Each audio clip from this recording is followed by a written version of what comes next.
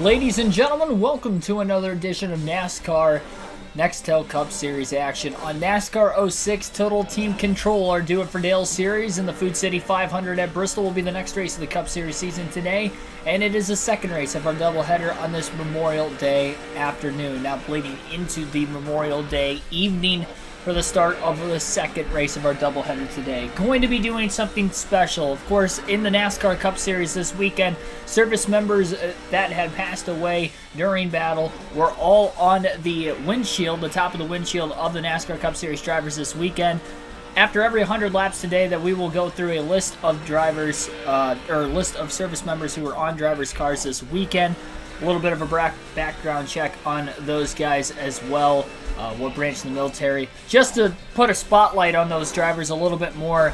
Fox did a great job last night being able to do that and throughout the course of the race. So I just wanted to kind of add on to that today for, I guess, celebration. Not really celebration, but just remembrance of this day and why it is what it is. Why it's so important in our American history. Mark DeMar's Skull Stunts, Billy Carjoy, Ashton Township, Wade Selinsky, and everybody else into the stream, welcome. So again, we'll be doing that after every 100 laps in today's 500 lap race at Bristol for the Food City 500. This should be an interesting one. It's the first short track race of our Cup Series season on NASCAR 06. We'll see if Dale Jr. can get the win. He did win the only Busch Series short track race. So again, we'll see how this is going to pan out. Like and subscribe as always for more daily NASCAR content. And we're going to get into qualifying for the Food City 500. Fifth race of the season. We've had 4 different winners in the first 4 Cup Series races. Went 5 for 5 in our 5th Busch Series race of the season earlier today at Atlanta. And we'll see who is going to win this one. Dale Jr. was very fast in practice. Had great car control in the open. We'll see how it's going to work though in traffic. Hasn't really had to worry about traffic in practice. This car is very, very quick. Dale Jr. sails it off into turns 1 and 2. Really has to work the throttle quite a bit. Back down to the bottom of the racetrack. A lot better into turns 3 and 4. Keeping it on the inside all the way through the corner. 11th on lap 1. Going to have to pick up the pace a little bit if he's going to want a shot at the pole on lap 2.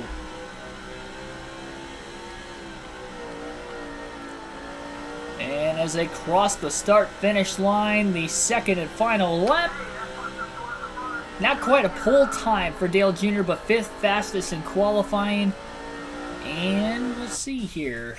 Rusty Wallace will be on the pole for today's race, of course, in his final season on this NASCAR video game. Opinion on NASCAR Cup Series going to Worldwide Technology Raceway this weekend at Gateway. Well, I'm excited for it because I'm going to the race, but definitely a track that has put on some good Truck Series races, great IndyCar races. They get a really good fan turnout for IndyCar races, so I'm sure there will be a lot of people at the track next weekend for the first NASCAR Cup Series race for sure. Alrighty, so here we go.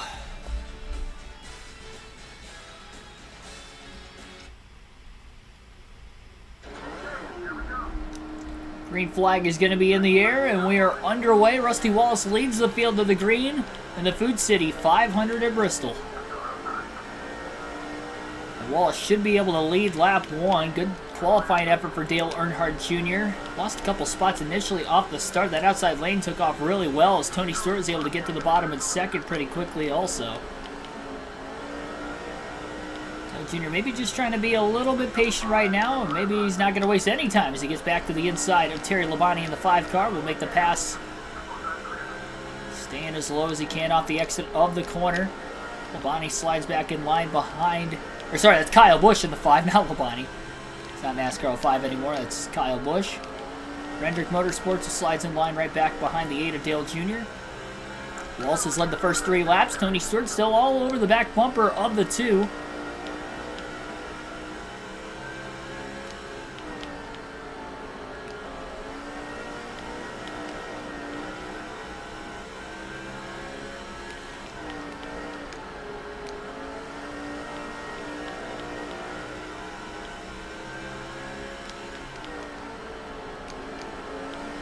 Sadler going a bit wide through 3 and 4. Dale Jr. gets off the exit of turn 4 a bit better than him and is on the inside, at least looks low.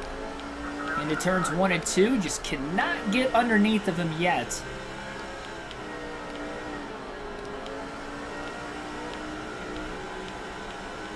Side by side for second place. Towards the front of the field. Can't tell who that is in third up there, but Tony Stewart I know is in second. Oh, Joe Nemechek, that is Nemechek in third. Looking good early. See if he can actually keep the pace over the long haul of this one today.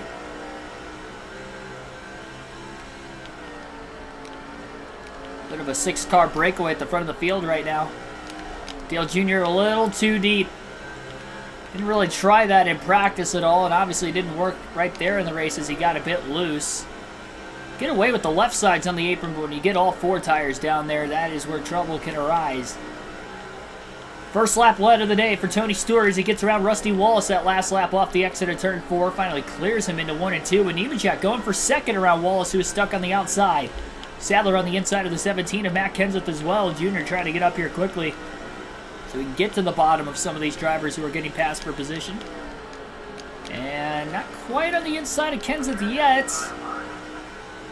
The exit of the corner, side by side into turn 3. Dale Jr. underneath the 17 of Matt Kenseth, and he'll make the pass. And he'll stay low off turn 4, trying to get underneath Elliott Sadler in the 38 car. A little contact into turn 1, a bump and run from Dale Jr., and he's up to 4th. Right behind the Blue Deuce. Tony Stewart out in front. Joe Nemechek staying close behind in second. Jr. trying to get around the pole sitter Rusty Wallace off the exit of turn 4. Very deep dive.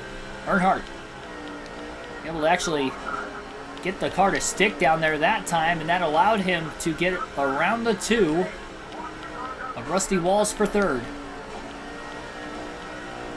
Kenseth to 4th, and Wallace is slipping backwards.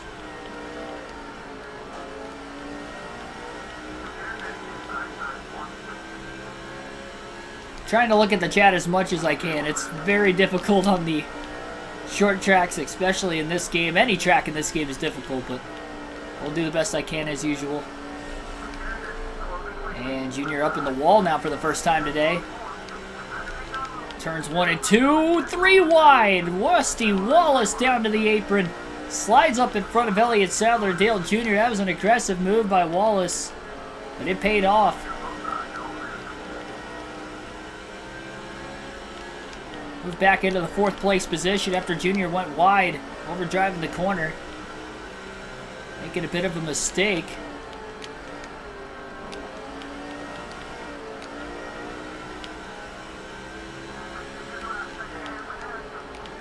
Dale Jr. cannot get around the 2.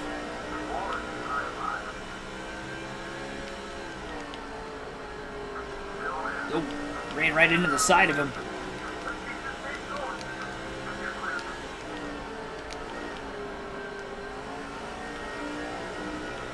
Guess that was one way to make the pass.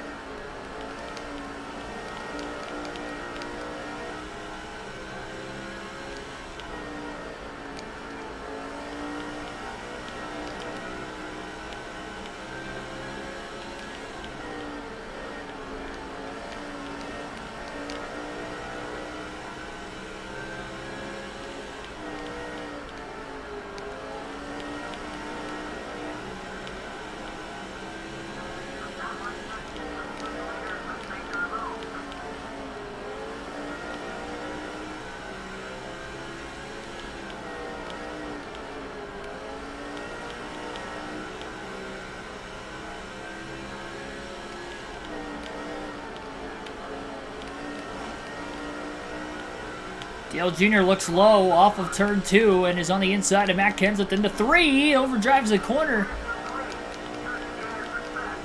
Can't clear Kenseth yet.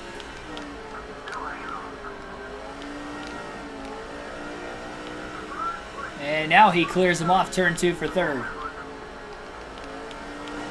Nemechek falling a bit behind Stewart. A 2 to 3 car length gap right now between first and second. Dale Jr. 1.2 seconds off the lead in third. No lap traffic yet for the leaders. We'll get there eventually, of course, but just not for the moment.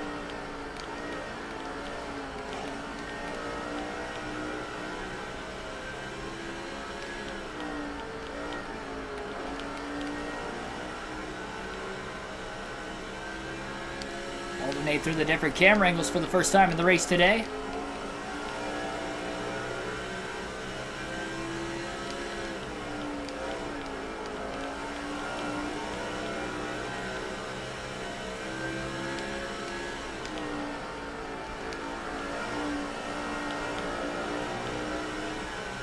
Really see Dale Jr. going to work early.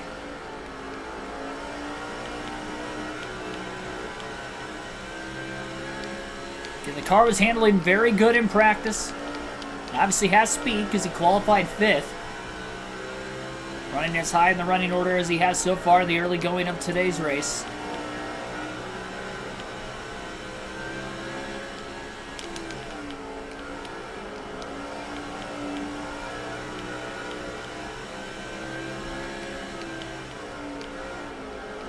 He's definitely closing on the top 2.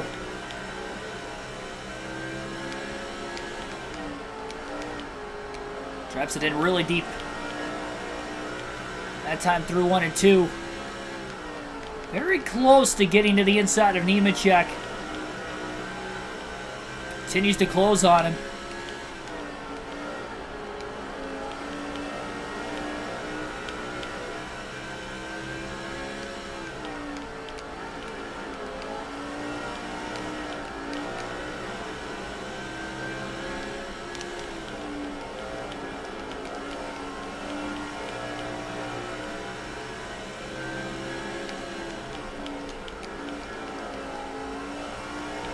Keeping an eye out for any engine failures on the map. Yeah, so far so good. Haven't seen any in the early going of today's race. Last time we ran a cup race on this season was on Thursday. It's been 4 days. This guy's eager to get back behind the wheel again.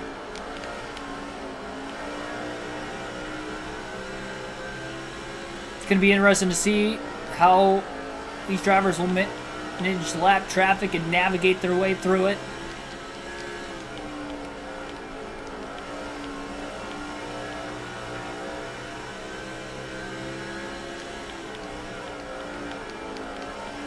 Nemechek going a bit wide that time through 3 and 4, and even he's closed on Tony Stewart in the last couple of laps.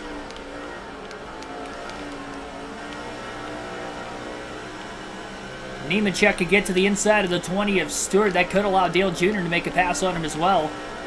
As long as Jr. can stay close enough behind Nemechek.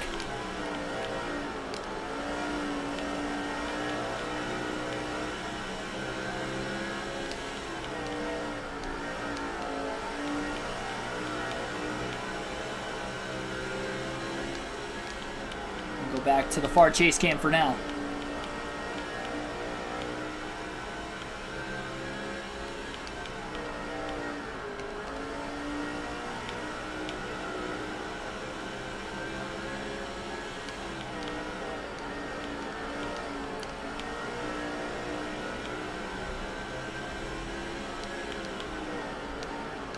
You can see the tail end of the lead lap. In danger of going a lap down, 40 laps in. Surprised they've lasted as long as they have. But they're not going to be able to last a whole lot much longer. Junior just gets to the inside of Joe Nemechek. Through turns 1 and 2, they will go side by side. Junior on the bottom, Nemechek up high. Dale Jr. is clear and up to second place just before the leaders catch lap cars. Stewart will catch the first lap car of the day in the 122. Earnhardt drove it in pretty flat into 3 and 4, got it to stick. Still early enough in the run, I guess, that they're able to do so.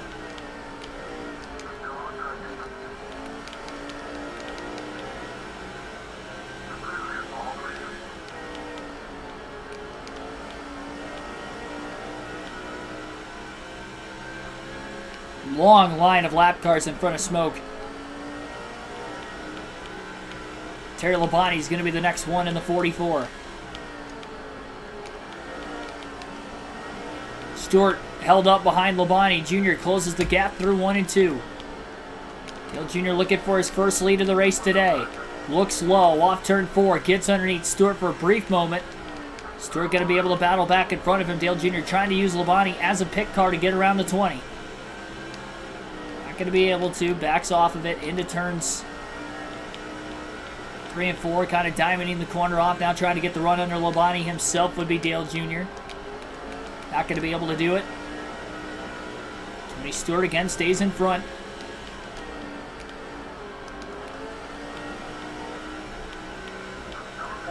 Jr. finally gets to the inside of Labonte. Labonte got a bit sideways in the middle of the corner. There's no grip on the outside at Old Bristol.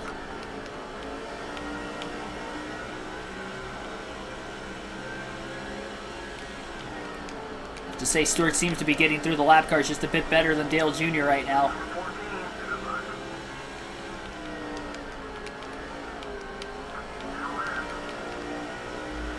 Shane Meal chopping off Dale Earnhardt Jr. right now.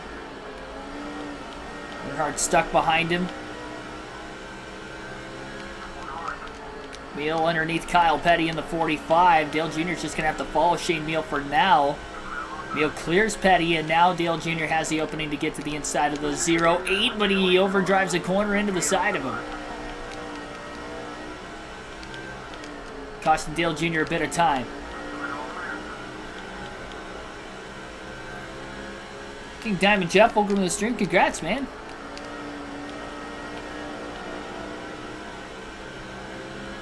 On your personal record.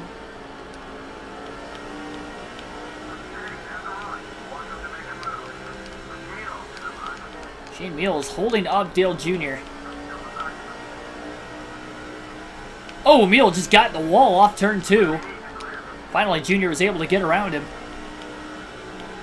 Well, 3 lap cars now between the top 2. I believe Boris said Scott Wimmer and Jason Leffler would be the 3. And about 7/10 of a second is the difference between first and second. Leffler looking to the inside of Said. Earnhardt stays down low right behind Leffler to get around Said himself. Slides in clear of the 36.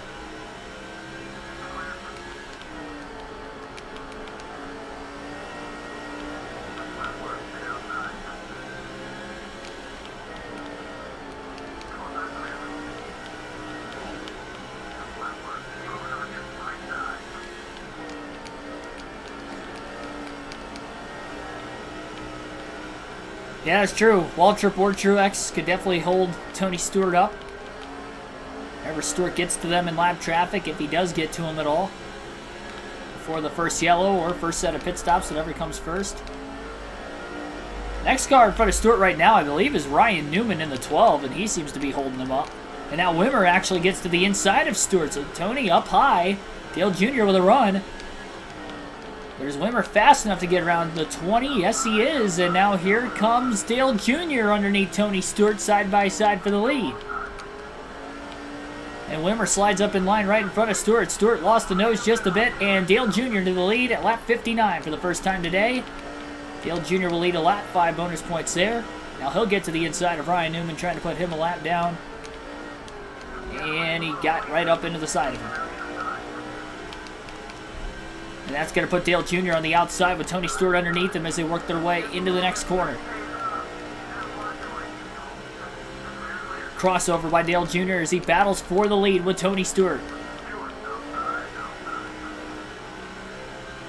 Stewart ahead for now. I don't know how much longer he's going to be able to hold the outside.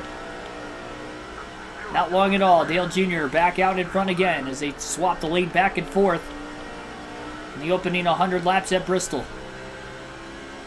Spirit of Black, welcome to the stream, and thanks for the $5 super chat. Oh boy, Bristol, baby. Rubbin is racing. Yes, it is. Appreciate that. Oh, $50. My goodness. I thought it was $5. Sorry for that. Man, greatly appreciate that. About knocked my socks off there for a second. Thank you.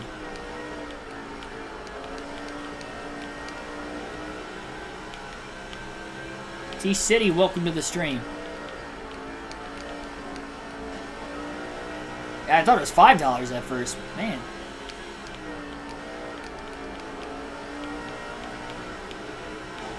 That, comment from T-City probably didn't need to happen in the chat. It's a little...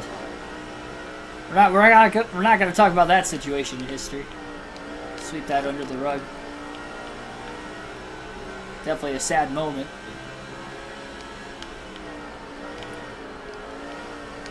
Tony Stewart's still hanging around right now. He's not far behind Dale Jr. And for the time being, Junior's out in front. Junior hasn't caught a lap car while he has led, though, after getting around Stewart. So now he's about to catch the 43 car of Jeff Green.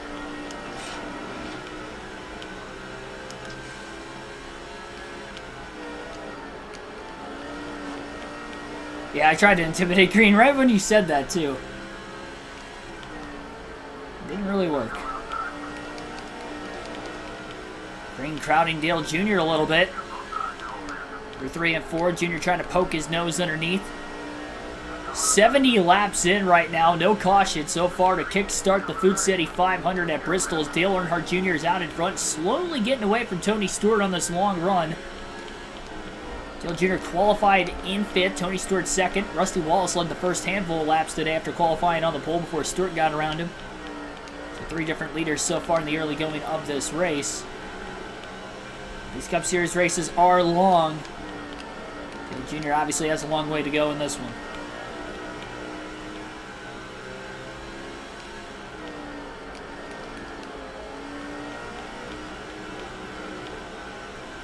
Yeah, but in a long race, I definitely want to take care of my equipment, so I don't want to just blast cars and move them out of the way.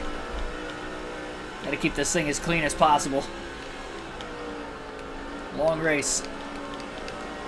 It's easy to knock speed out of it. You saw in the Busch race earlier today. Couldn't get back inside the top 15 after getting in a wreck in the first half of the race. Dale Jr.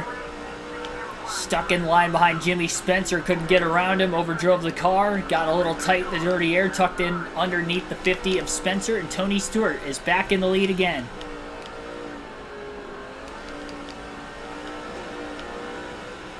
Doesn't take much.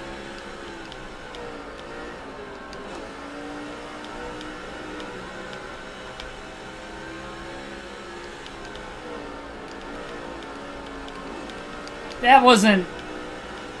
I get what he meant. I mean, it...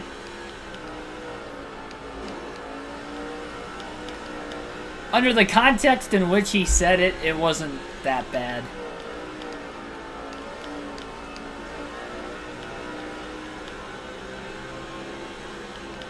What T-City said earlier was probably a little bit... was quite a bit worse.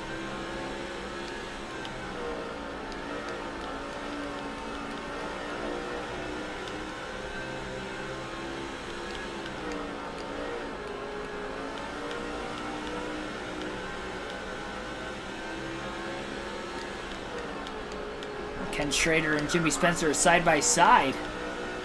Right in front of Earnhardt, at least very briefly, where Schrader made the pass and Junior runs up the track into Schrader. A bit of contact slowing up a little bit. Still long line of cars in front of Tony Stewart.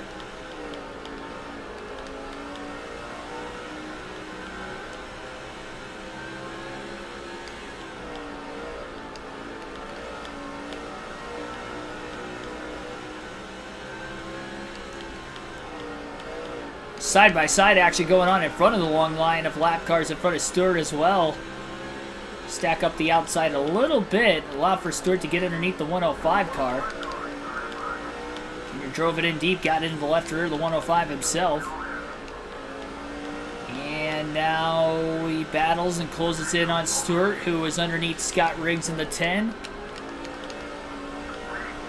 Great corner for Dale Jr. to get around Riggs himself. And Dale Jr. may have a shot at the lead. Stewart went a bit wide all on his own. Tony led that last lap. Dale Jr. underneath him. Crowds the 20 and is clear. This is kind of like... It's similar to the 2004 Daytona 500 scheme that I ran. It was an alternative scheme to the Bud number 8 from 04, but it's in the 05 game. That's kind of what we're running with Dale Jr. right now. Is Kenny Walsh has held up Dale Jr. And Tony Stewart almost got around it because of it.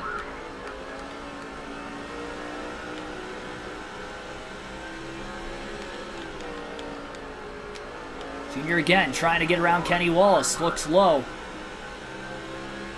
Almost 100 laps in. Again, after every 100 laps today. Going to take a rundown to the list of the servicemen and women who were on the cars this last weekend for the NASCAR Cup Series, or I guess last night, in the Coke 600 for the NASCAR Cup Series. Again, that'll be after every 100 laps. In remembrance of those names on this Memorial Day evening. Good battle for the lead going on right now. Tony Stewart, Dale Jr. Tony Stewart back in front as Jr. may have clipped the wall just a bit with the right rear corner panel. Really had that race car yaw it out quite a bit. About halfway on fuel. This is a long time on these fuel and tires right now. These guys are in desperate need of a caution just for mechanical grip at this point.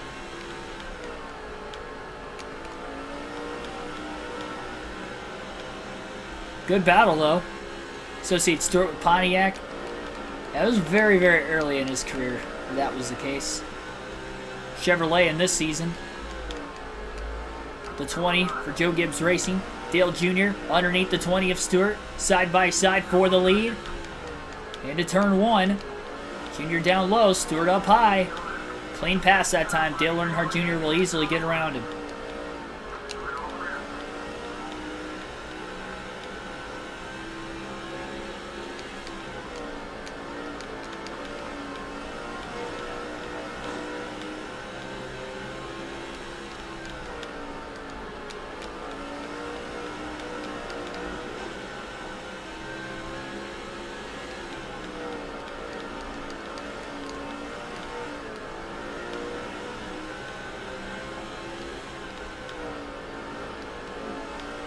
Say at least in the early going, the 8 to 20 can way ahead of the field on speed.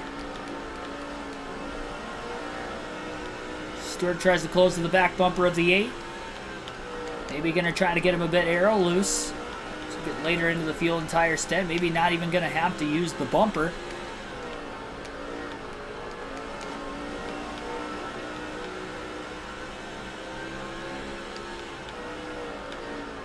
Oh, contact in front of Dale Jr. with the 2 lap cars in front of him, and now they're side by side.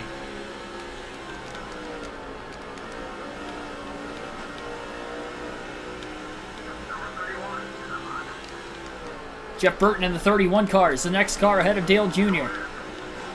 Jr. with a little slide job to get around Burton that time through 3 and 4, put him a lap down. Earnhardt up the track a little bit, had to lift off of turn 4 to keep it off the wall. I might have stacked up Burton enough for Tony Stewart to get around him with that happening.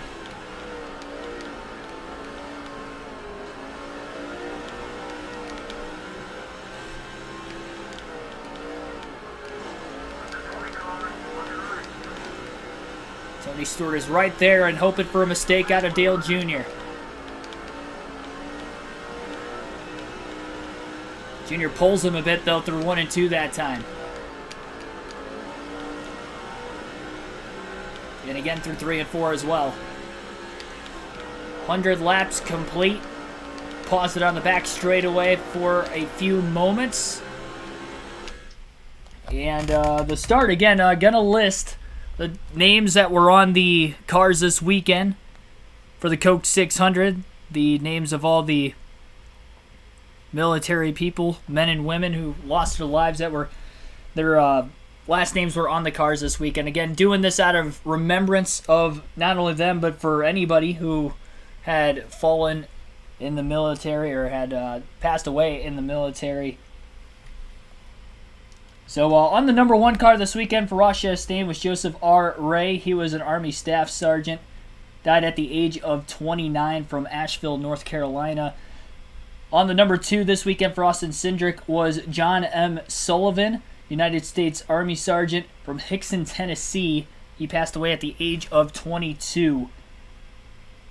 On Austin Dillon's car this weekend was Scott Stout, United States Navy Chief. Died at the age of 46. Kevin Harvick was representing Philip G. West, United States Marine Corps Lance Corporal. From American Canyon, California. He passed away at the age of 19. Kyle Larson was representing Rel Allen Rovago, United States Army Specialist from Glendale, California. Passed away at the age of 21. On the number 6 car this weekend was Bert E. Hoyer, United States Army Specialist. He passed away at the age of 23. On Corey LaJoie's number 7 was Riley McCollum, United States Marine Corps Lance Corporal from Wyoming. He passed away at the age of 20.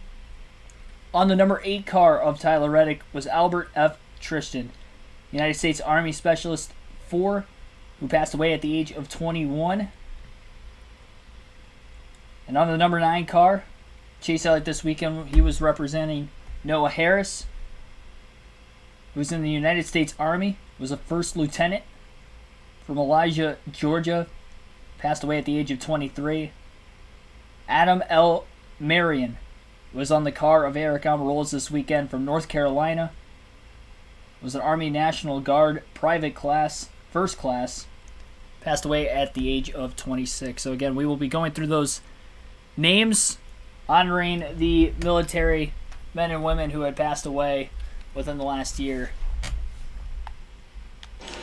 Every 100 laps of today's Memorial Day race on the channel. 100 laps complete so far. Dale Earnhardt Jr. leads with Tony Stewart in second place as we resume the action. We have not seen any cautions, and we have not seen the first set of pit stops yet.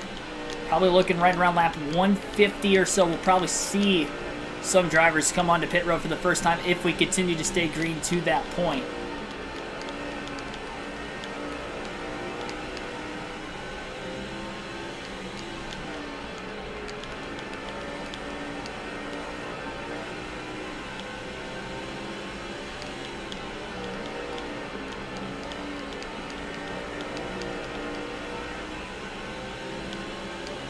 Tony Stewart is right in line behind Dale Earnhardt Jr. right now. Just can't get around him.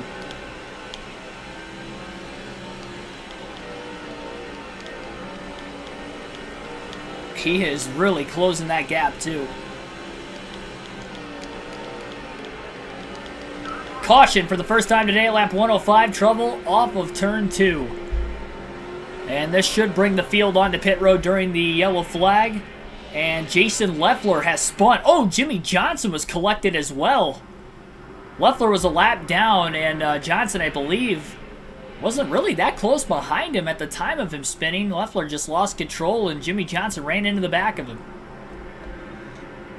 So we know Dale Jr. is going to pit this time. We'll see if the rest of the field will pit with him. No adjustments for the 8 car during the first stop of the day, following the first yellow, and I don't think Tony Stewart came with him.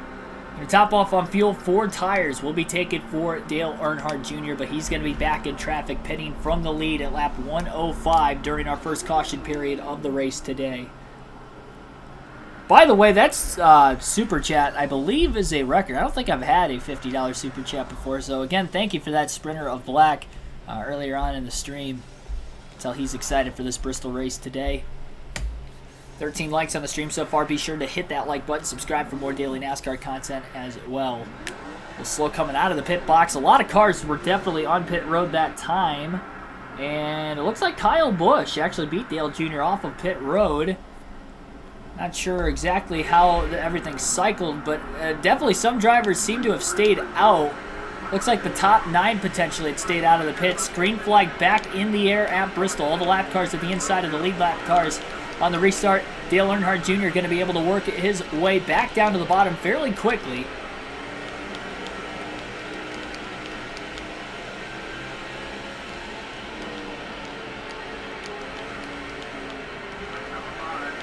And very quickly now to the inside of Kyle Busch in the 5 car, or at least potentially. No, he's hanging on that left rear corner panel, trying to get around him. Now he's underneath him. Wimmer chops off Dale Jr. as well.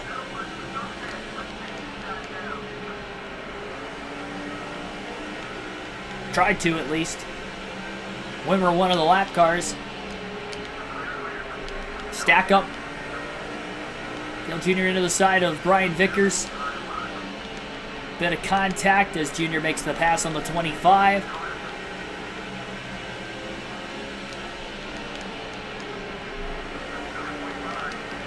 Jr. into the side of Kenny Schrader in the 49 car now. Jimmy Johnson, who was involved in that last accident with Jason Leffler, going for that spin. 48 car right in front of the 8. And some guys stayed out of the pits. They're on older tires trying to get this track position, but they're going to have to pit within the next 50 laps if we don't get another yellow.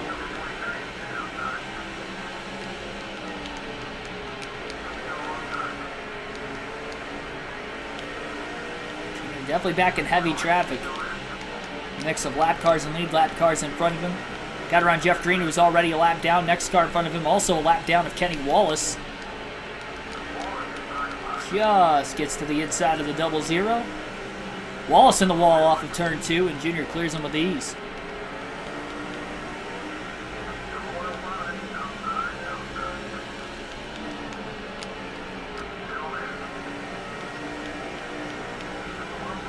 Junior gets around another lapper in the 105 as he trails behind Johnson into turn 3. Really low dive for Dale Earnhardt Jr., a little too low as he didn't have enough grip down there and has to stay in line, unfortunately, behind the 48. Wiggles a bit up the track as that really messed his entry up into turn 1 as well. Drove up into the side of the 105. Lost a bit of time again there. He's about 2.6 seconds off race leader Tony Stewart. At least it was a clean pit stop on pit road despite losing 1 spot to Kyle Busch. For Earnhardt.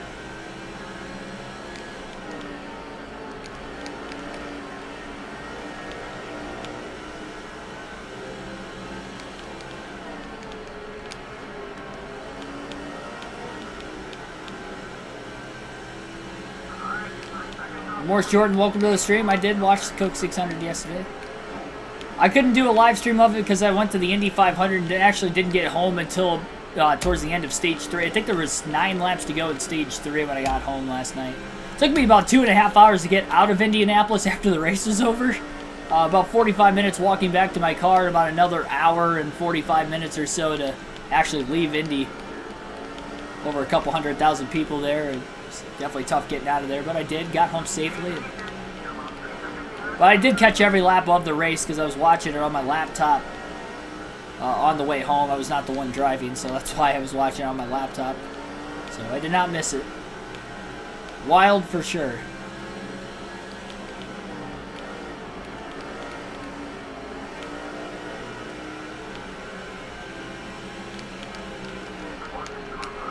Junior drives underneath Boris Said, sends a lap down. Jason Leffler, quite a bit of damage to the rear of his car after spinning and backing into the outside wall, bringing out that first caution of the day at lap 105. Dale Jr. fights underneath him, will clear Leffler with a clean pass.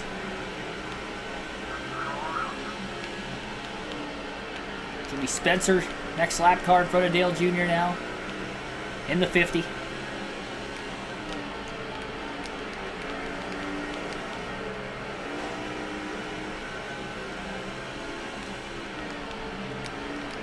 And there's a bot in the chat we need to dispose. Get out of here. What is that?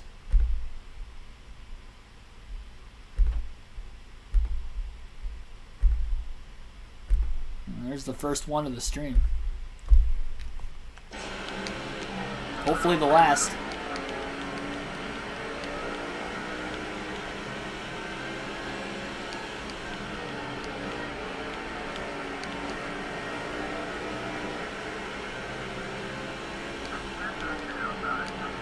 Junior looking underneath Jimmy Spencer. He'll make the pass. Again, Spencer was a lap down.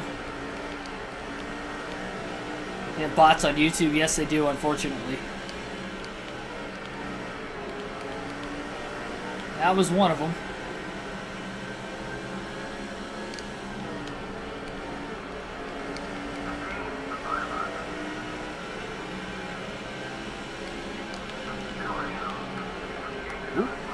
Pass on Casey Kane for position. Earnhardt slid up the track. I thought Kane was going to get back around him, but I guess he didn't slide wide enough. Jimmy Johnson going a bit wide. The damage on the front of his car, probably not helping the handling there. Dale Jr. make the pass on Johnson for 7th. And Jr. on fresh tires right now. Trying to get around these guys. He's got rookie Travis Quaffles, the next car in front of him.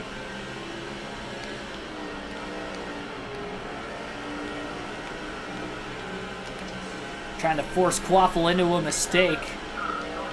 The intimidation button, but it didn't seem like it worked at all there. Jr. still got a nice run underneath the 77 car. Into turn 3, side by side. Greg Biffle in the 16, who's been off to a hot start this season, is rounding out the top 5 for the time being, but Dale Jr. is going to look underneath him. Into turn 3, battle for 5th. Rusty Wallace has navigated his way back to 2nd, at least for the short term, trying to hold off the 19, it looks like, of Jeremy Mayfield.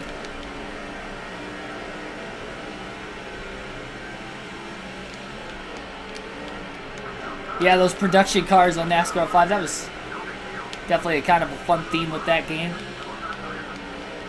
Helping Ron Dale Jr. works his way around Mike Bliss, not wasting any time, making the pass for 4th. Mayfield to the inside of Wallace for 2nd. Side by side there. Earnhardt going to close in on both of them. Quickly to the inside of Wallace himself now through turns 1 and 2. Makes the pass for 3rd. Going to dive quickly underneath Jeremy Mayfield. Not going to waste any time. And Dale Jr. going for 2nd clear off turn 4 with a clean pass on both the 19 and the 2 that last lap. And then Tui, welcome to Stream 2.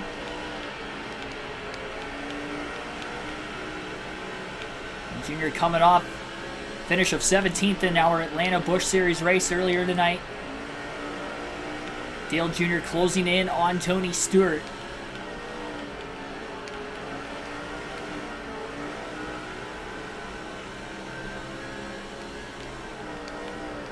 Ariel Diaz, welcome to the stream. Greetings from Brazil.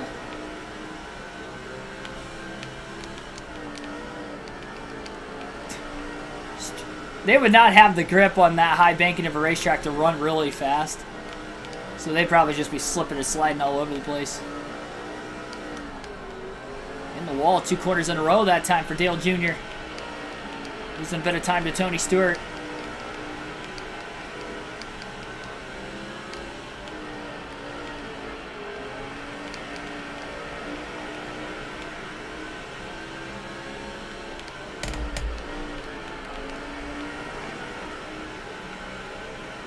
We're going to take our first field pass of the race today. We'll see what Michael Waltrip in the 15 car is doing right now.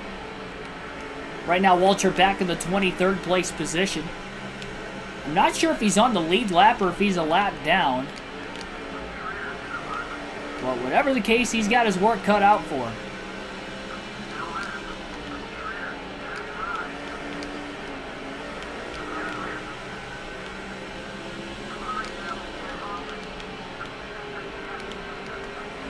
Waltrip now trying to get around Kurt Busch. He passed Kenny Wallace, Ken Schrader rather, who was a lap down. Get around Kenny Wallace, who's also lapped down, but Kurt Busch was on the lead lap and Waltrip passed him. And Nemechek's fallen all the way outside the top 20 already. Waltrip will pass him for position. Casey Kane blowing up, so Kane, who was just in the top 10, has just blown an engine. He'll be the first driver to retire from the race today. I don't think anybody blew an engine in the first 100 laps before the caution. I don't think anybody DNF'd from that first wreck between Johnson and Leffler. They were both in the race. I don't think anybody else was involved earlier. Waltrip going to get around Mark Martin in the 6. That was for 19th. R6 Billy Kramer, welcome to the stream. Jeff Green, Michael Waltrip running nose to tail. Doesn't look like Green's very happy with the 15 of Waltrip right now. Waltrip gains a ton that time. Right in line behind him through 3 and 4. We're going to advance now to Martin Truex Jr. in the 1. A little bit further back in the pack is Truex in 23rd, which is where we just left Waltrip.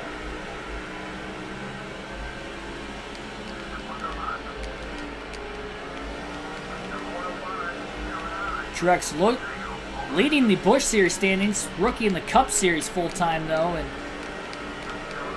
still not doing too bad on the year. Incidental contact with Kenny Wallace. A slide job into 3 and 4 to make sure he cleared him.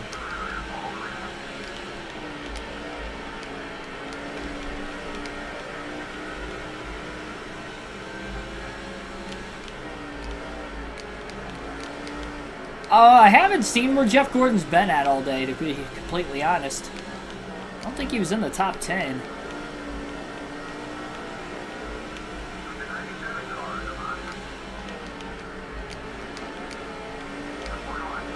Truex going to make the pass on Kurt Busch. Underneath of Joe Nemechek. Waltrip has just gotten around Jeff Green as well. Truex now to 21st.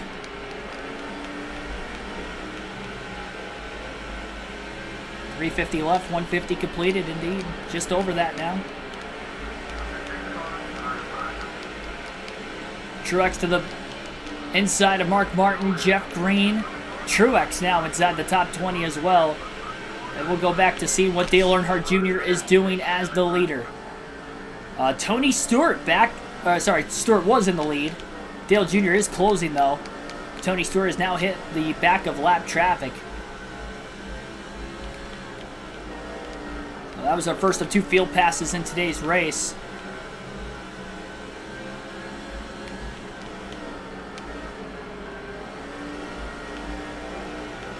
Now time to try and get around all these moving chicanes.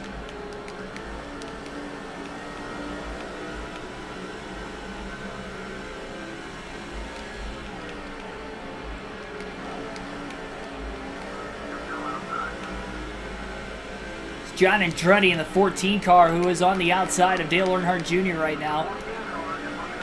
Jr. going to make the pass on Andretti cleanly.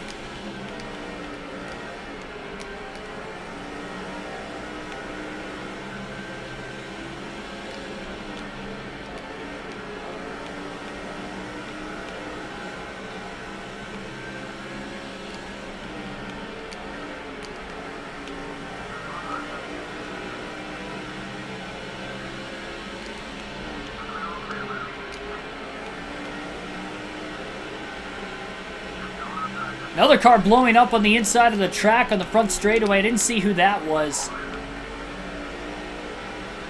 One of the lap cars potentially, or at least towards the tail end of the lead lap, has just blown an engine.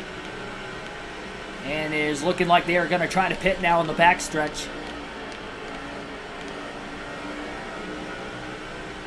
Yeah, I can't see who it is, but somebody else is out of the race. Now the second driver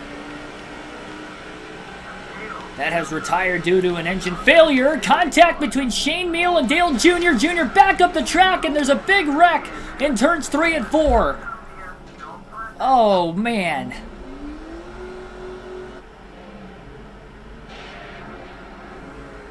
Three-car accident in turns 3 and 4. Dale Earnhardt Jr. just clobbered the 133, and there was nowhere to go for John Andretti on the back side of him. A couple cars had to stop and line behind Andretti, who was parked against the outside wall, and we have our second yellow of the race.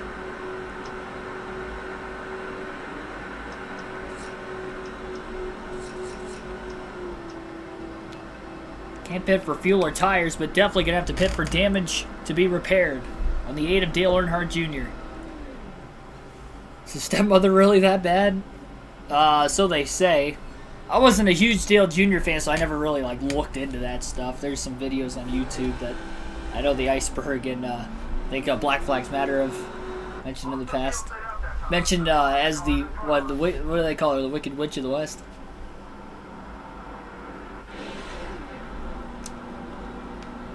Dale Jr. back in 26 for this restart.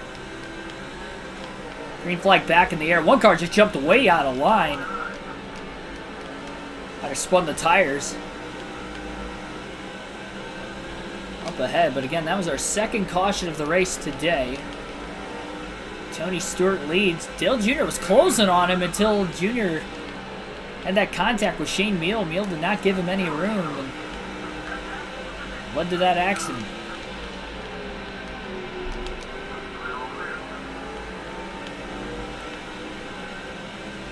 Jr. back in traffic though. As far back in the field by far as he has been all day long.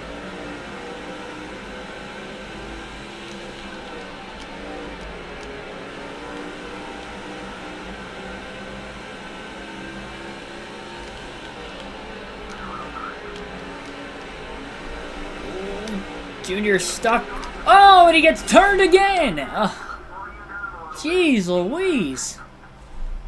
Got hung up on the 31 of Jeff Burton on the outside. And Jimmy Spencer just ran right into the left rear of Dale Jr. off the exit of turn 2. And Jr. goes head on into the inside wall in the back straightaway. Just overdrove the corner into the wall. Well, not really into the wall on the outside, but into Burton. And then Spencer just ran right in the back of the 8 car. More damage. And again, he's going to have to pit. And again, it can't be for fuel or tires because he was involved in the accident and had damage from it.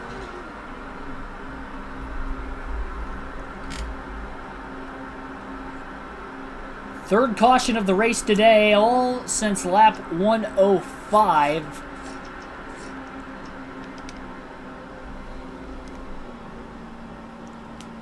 Junior is just not able to get through these races completely clean, it seems like. Closest has been the Daytona 500, believe it or not, and we got in a wreck late. Well, actually, California, I guess we won on fuel mileage, but still. That's going to be it there. I did not see the F1 race. I didn't have any time. I saw they had a rain delay, though. They didn't even get it started until about the same time as the Indy 500, didn't they? Well, Cliff did, yeah. Tony Hero Jr. is probably telling Dale Jr. that same thing right now. Green flag back in the air. Jr. in 27th. Rusty Wallace in the lead now, getting around Tony Stewart on the restart. I would assume those drivers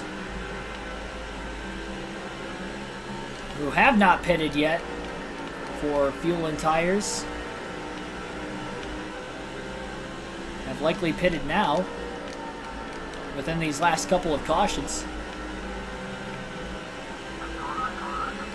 Sure, those will not be the last yellows today. It is Bristol after all. Junior's just going to have to take his time getting through traffic like he had all day leading up to that point. One car got squeezed into the wall off turn 4 up ahead. Saw a bit of contact. Jimmy Spencer just got squeezed into the wall by Dale Jr. Spencer again was a lap down.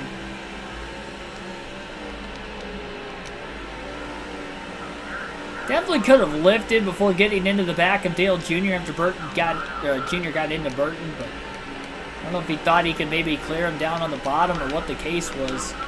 Big slide job from Jr. to get around another car. Which I believe is Sterling Marlin, and the 40 just completely doored Marlin off turn 2. Quickly drives to the inside of his teammate Martin Truex Jr.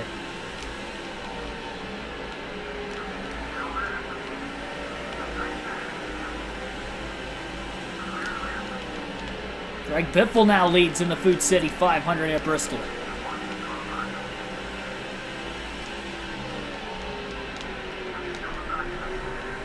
Junior into the side of Matt Kenseth. Oh, we gotta go. Oh, man. Major debris coming off of somebody's race car. Our 4th yellow of the race. That was right in front of Dale Jr. I saw it flying in the air.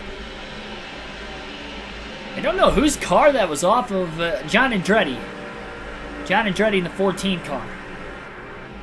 Jimmy Big Mac Spencer. Spin Cycle brought you by Tide. Well, Dale Jr. is going to pit for fuel or tires now. No limit to how many fuel and tires we can use, or how much fuel, obviously, but how many tires can be used as well. So Dale Jr. will pit now. It'll be the second time he's going to change tires today. He's not going to be the first one to pit during this caution. It's a lot of the field pitting for the second time today.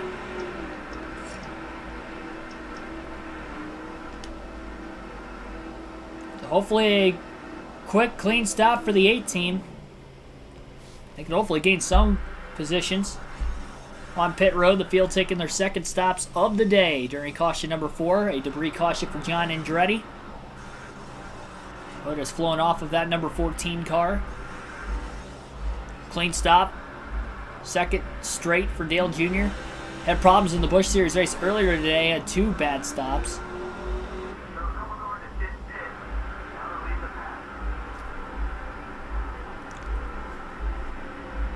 Sounded like a few more may have stayed out of the pits again. Green flag back in the air. Junior up to 23rd. He gained 3 spots on pit road. Not bad. Anytime you can gain spots, obviously it's not going to be bad. And the 31 of Jeff Burton leads for the first time today at Bristol.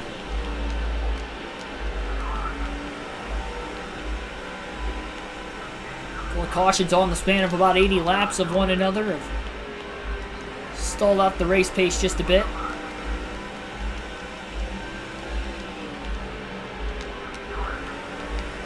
Tony Stewart to the lead, getting around Jeff Burton about a lap or so after the restart. Junior underneath Kurt Busch, uses him up.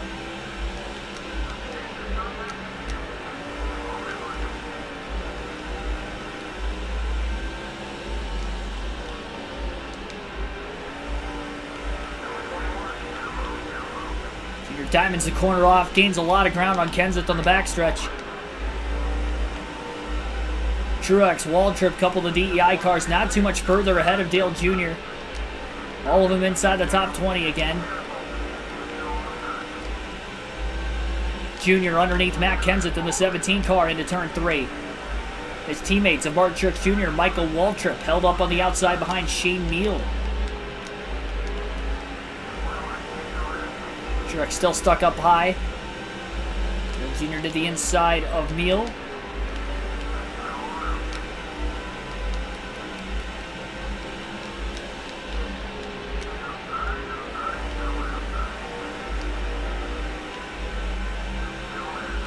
Definitely gonna have to be close, or not be close, but just be careful. Getting around Andretti was upset. Dale Jr. after they made contact earlier on. In the middle of the second yellow. Contact between the DEI teammates that time of Waltrip and Earnhardt as well. Jr. couldn't clear him yet. Should be able to this time. That was a big-time caution for Dale Jr. to get some fresh tires.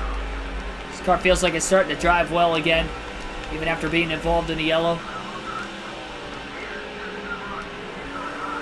Got some more damage fixed under that last caution, gained a few spots on pit road, and is now up to 13th. Definitely helped reset the race in a good way that time for Dale Jr., and hopefully he can settle himself in after this restart.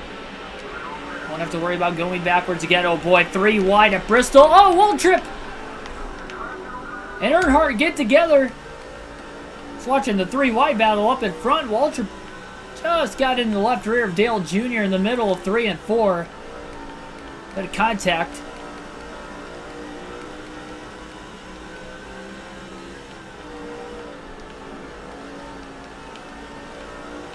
Hate to see that happen between teammates like that.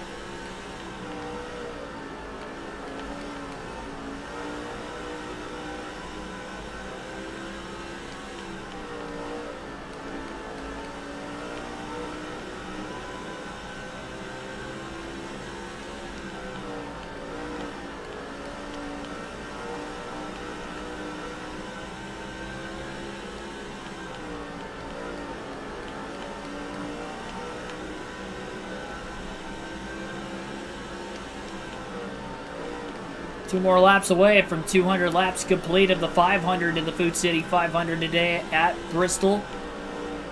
The second race of our doubleheader. Tony Stewart seems to be pulling away from the pack as of right now. And after this lap concludes, when we get to the back straightaway of the next lap, that's when we'll pause it and go through some more of the names that were on the Cup Series cars this weekend. For those who have lost their lives in the U.S. military.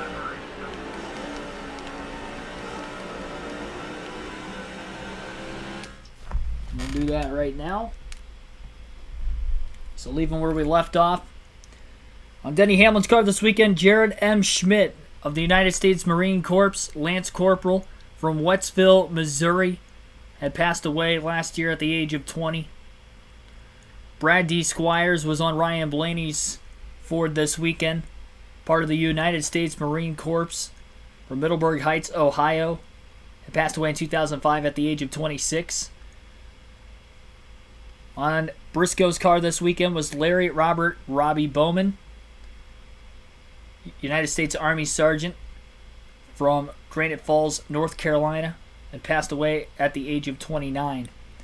Gary Harper Jr. was in the United States Army Sergeant. He was on the 15 car of Ryan Priest's Chevrolet this weekend from Verdun, Illinois.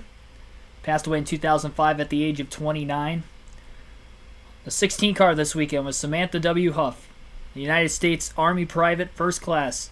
Passed away in 2005 at the age of 18. James Zimmerman from the United States Marine Corps, First Lieutenant from Maine. Passed away at the age of 25.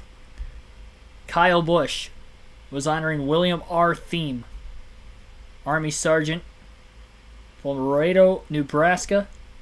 Passed away at the age of 20. The 19 car this last weekend was Jeremy D. Vrooman, United States Army Staff Sergeant from Sioux Falls, South Dakota. Passed away in 2008 at the age of 28. On Christopher Bell's car this weekend was Jeremy D. West, part of the United States Marine Corps. He was a Lance Corporal from California. Passed away at the age of 20. On Harrison Burton's Ford was Jason Scott Ramsey, United States Air Force Captain from South Boston, Virginia. Passed away at the age of 27. On Joey Logano's car this weekend was Joel A. House from Maine. He was a part of the United States Army he was part of the United States Army. He was a sergeant. Passed away at the age of 22. And on the 23 car this last weekend was SSG Craig W. Cherry, Virginia Army National Guard from Winchester, Virginia. Had passed away at the age of 39. Again, at the end of every 100 laps today, we will be honoring those who were on the Cup Series race cars this last weekend for the Coca-Cola 600. And remember, it's on Memorial Day to those who had passed away during their service in the U.S. military. We pick things up here with about 299 laps to go in the Food City 500 at Bristol. Tony Stewart has dominated this race for the most part. Dale Earnhardt Jr., who led some laps here and there, currently back at 13th, found himself in an accident midway through the last 100 laps and is working himself forward. He was able to pit during that last caution for fresh tires, though only a few cars stayed out of the pits, and honestly, I think Jeff Burton might have been the only one that stayed out on the lead lap, considering he restarted in the lead and sort of quickly got back around him for second. Everybody has pitted for fuel and tires twice in this race.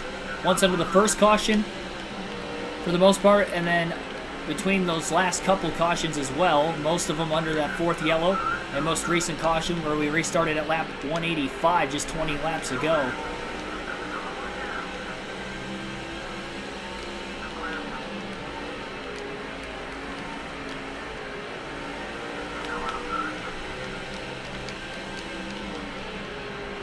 Oh boy! Earnhardt overdrove, almost turned Kyle Petty into 3, getting into the left rear corner panel of his Dodge.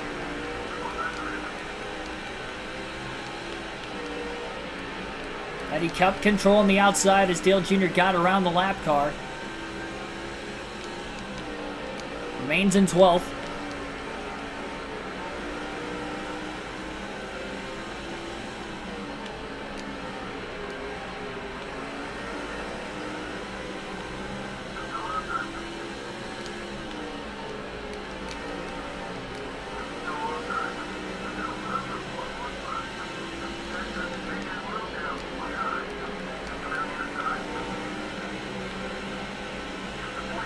Dale Jr. looking low underneath Greg Biffle. Thought about it, thought better of it. Just stay behind him for another corner or two. Didn't want to take it 3 wide that time. Dale Jr. trying to keep the car clean for the second half of the race. Finally gets underneath Greg Biffle. Biffle trapped in line on the outside behind the 105 car. Dale Jr. gets into the side of the 105 down the back straightaway. And quickly, Jr. battles to the inside of Bobby Labonte. Gets into him. Bonnie wiggles a bit more off the exit of turn 2 as well, and Jr.'s up to 9th. At the halfway point, as usual, we'll be having another trivia question. A little over 35 laps away from that.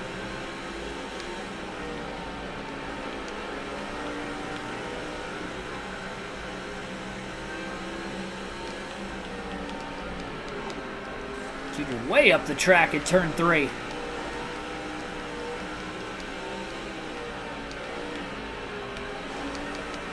Really needs to get this car back under control again.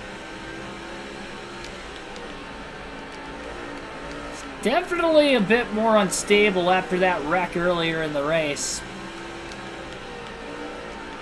Imagine some of the speed is likely taken out of it as well. Though he has battled back inside the top 10. Not gonna let that rob him of a great day and a great performance today. Jimmy Johnson, who was in a wreck of his own at lap 105, getting in the back of Leffler, who had spun into the wall himself, and Jimmy ran into the back of him. Johnson up to 7th. Dale Jr. into the wall again off the exit of turn 2.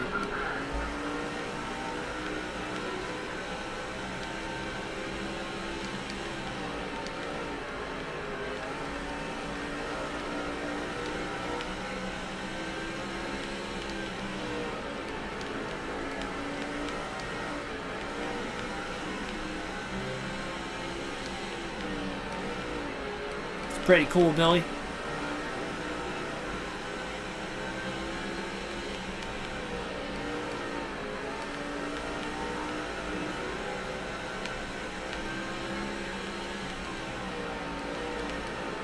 I don't know of anybody that is in my family that is currently in the military. I know I've had some grandparents and like great-grandparents that had fought in the wars back in the day. I know of a few people that are in the military that are actually friends of my dad's. I stayed at their house when I went to Atlanta this season, back in March. One of their sons, one of their daughters is currently serving in the military.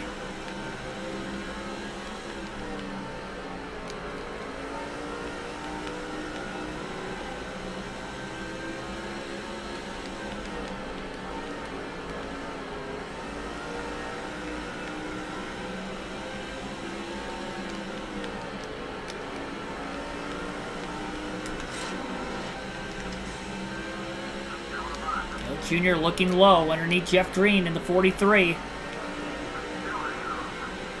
Oh, Green into the wall a bit. Jr. crowded him, but he gave him enough room to be able to try to run the outside, and Green just couldn't hold it. Green was a lap down, in fact, so Johnson's actually still in 8th, and Dale Jr. is still in 9th after getting around the 43 car in recent laps.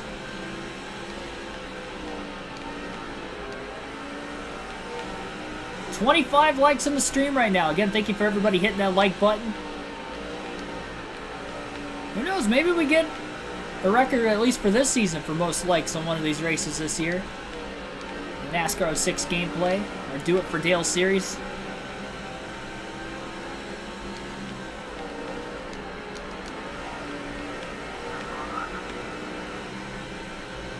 Beast Mode Pimp Nasty, welcome to the stream.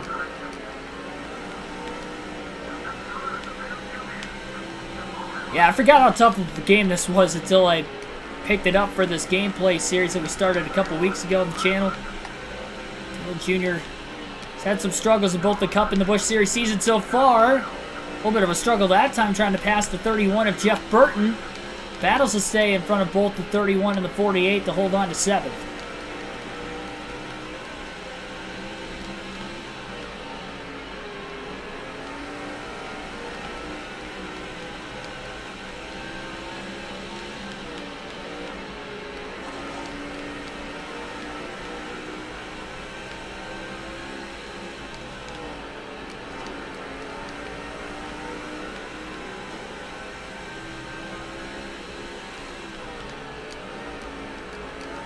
did it again this year. Oh, so that's like a tradition then for them to do that?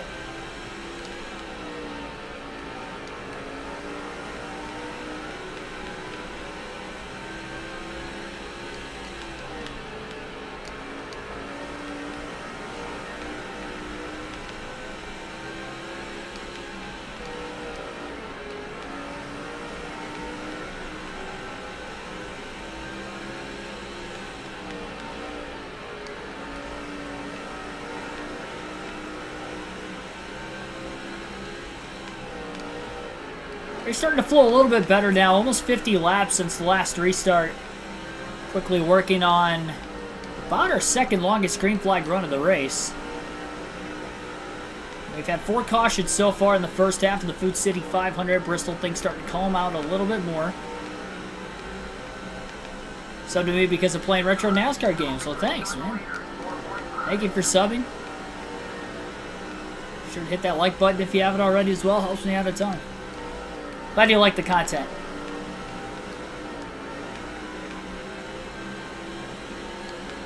Junior 3.1 to 3.2 seconds off the lead. He's definitely closing in on Stewart. I think he's found his mojo. They were able to repair enough damage on that last caution flag from a wreck that he was involved in earlier in the race.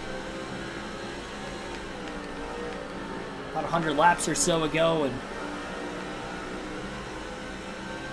so try not to make as much contact as possible.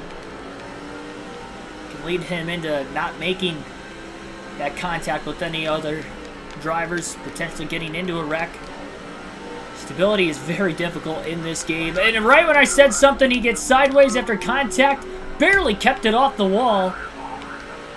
Lost a lot of ground, though, behind Kevin Harvick, who he got into off the exit of turn 2 that last lap. Cloud of smoke from Junior's tire tracks. Going into turn 3, and Jimmy Johnson is closed, and he's trying to make a pass right now for 8th on Dale Jr., who just made another minor mistake.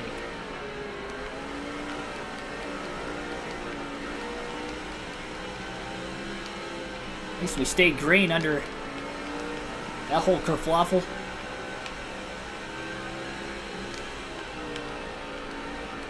And in 10 laps, we'll have our trivia question tonight for the second race of our doubleheader on the channel.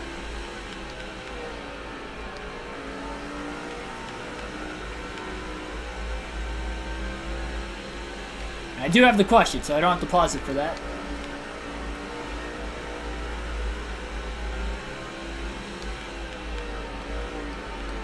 It's like Harvick's caught behind one of the generated drivers who are a lap down. Happens to also be a rival of Dale Earnhardt Jr. 133 car. Involved in the accident with Earnhardt. Caution number 3. Harvick going to get around him. Dale Jr. is going to hope that he can get around the 133 car cleanly. Gets to the inside of him cleanly. And he never took a swipe at Earnhardt. Dale Jr. makes the clean pass. He's going to really try to drive away from him now.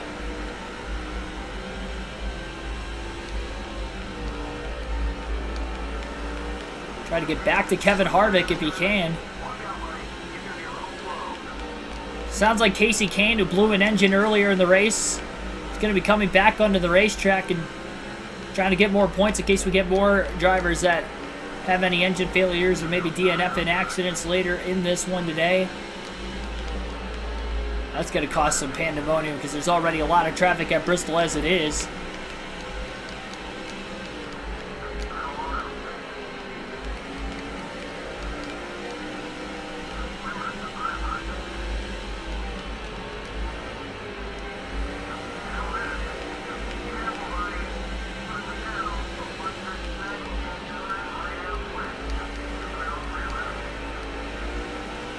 Click the reset button and come into life. You have just like Larson yesterday. I think you were the one that mentioned that too. Gotta get the Cliff Daniels speech. Something has been given to Dale Jr. He's started to reset himself and he's just slowly working his way through the field. And he's looking for 6th again on Harvick, who he's battled with off and on over the last dozen laps or so. Right now, Harvick's caught behind Boris Said in the 36 on the outside. Harvick got to get passed by Dale Jr. for 6th place. Jr.'s clear off turn 4. Halfway home in the Food City 500 Bristol. 250 laps complete, 250 laps still to go. Time for a trivia question on tonight's second race of our doubleheader Memorial Day edition on the channel for NASCAR 06. And the trivia question is, who is the only driver outside of the Busch brothers to sweep both races at Bristol in the Cup Series? So again, our trivia question tonight is, who is the only driver outside of the Busch brothers to sweep Bristol in the 21st century? So again, in the 21st century,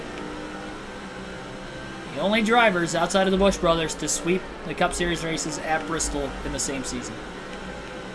That is tonight's trivia question. We'll see if anybody can get it. You guys have until lap 270 before I give you guys the answer to that question. Unlimited guesses. And chat, we'll see if anybody can get it. And the first person to get it right, I'll try to shout you out and tell you when you got it right. Junior way up the track. Just keeps making these minor mistakes. It is not Jeff Gordon, not Matt Kenseth.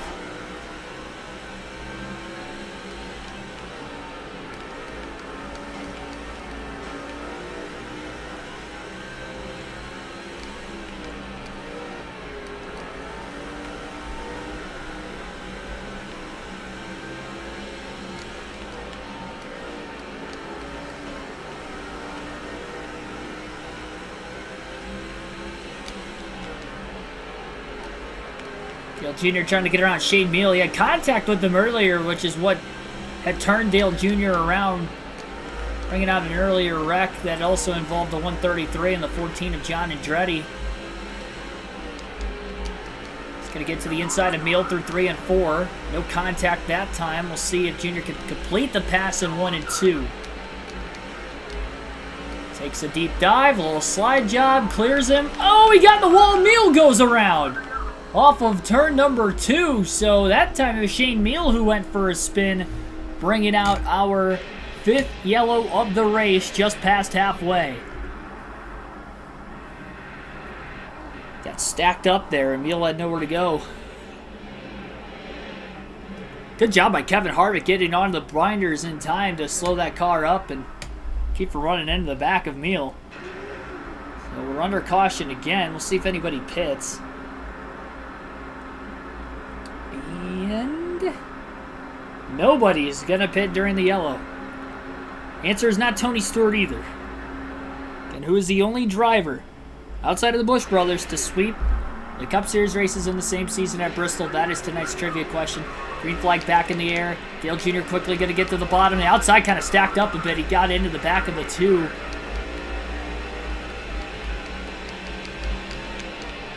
Rusty Wallace. Rusty Wallace 2000 is the answer to tonight's trivia question. Good job, R6. Yep, Rusty Wallace swept Bristol in 2000. He is the only driver in the 21st century outside of the Busch brothers of Kurt and Kyle Busch to sweep both Bristol races in the same season. Jeff Gordon leading for the first time today, getting around Tony Stewart on the restart. Junior in 6th. A lot of lap cars between him and the leader, as well as those other drivers for position. Jeff Gordon timed that restart out well enough to get to the lead. Junior going to overdrive turns 1 and 2, and Jimmy Johnson will get around him. And Harvick may as well. And, yep, Harvick does clear Dale Jr.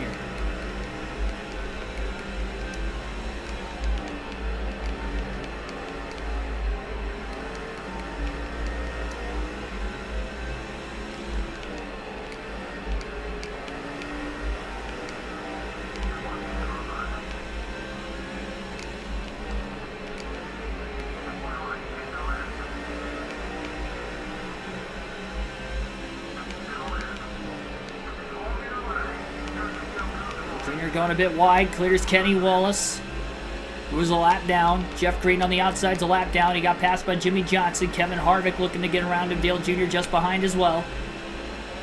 Jr. all over the back of the 29 car.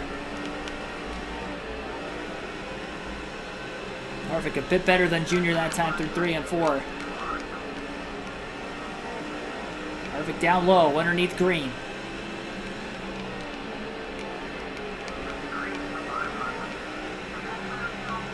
Halfway on fuel through the current fuel and tire stint. Again, nobody pitted during that last caution. Earnhardt went way down low. Bit of a slide job to clear green, the lap car off the exit of turn 2. He's trying to hang on. Jared on the outside. I believe he's a lap down. Harvick going to get around him. Johnson stuck on the outside behind Leffler. He crashed into him earlier today in that first caution of the race. Leffler had spun on his own.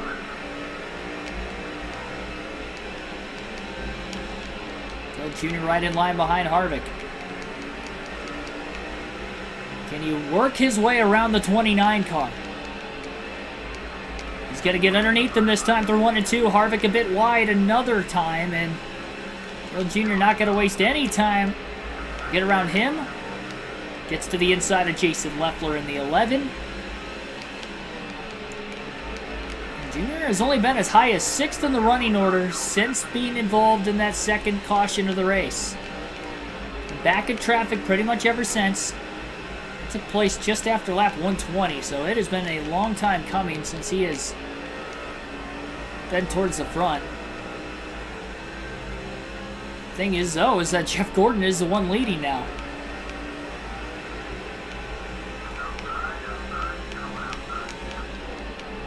Not sure if Ricky Rudd's on the lead lap or not. We're about to find out soon, though, if Dale Jr. can get around him.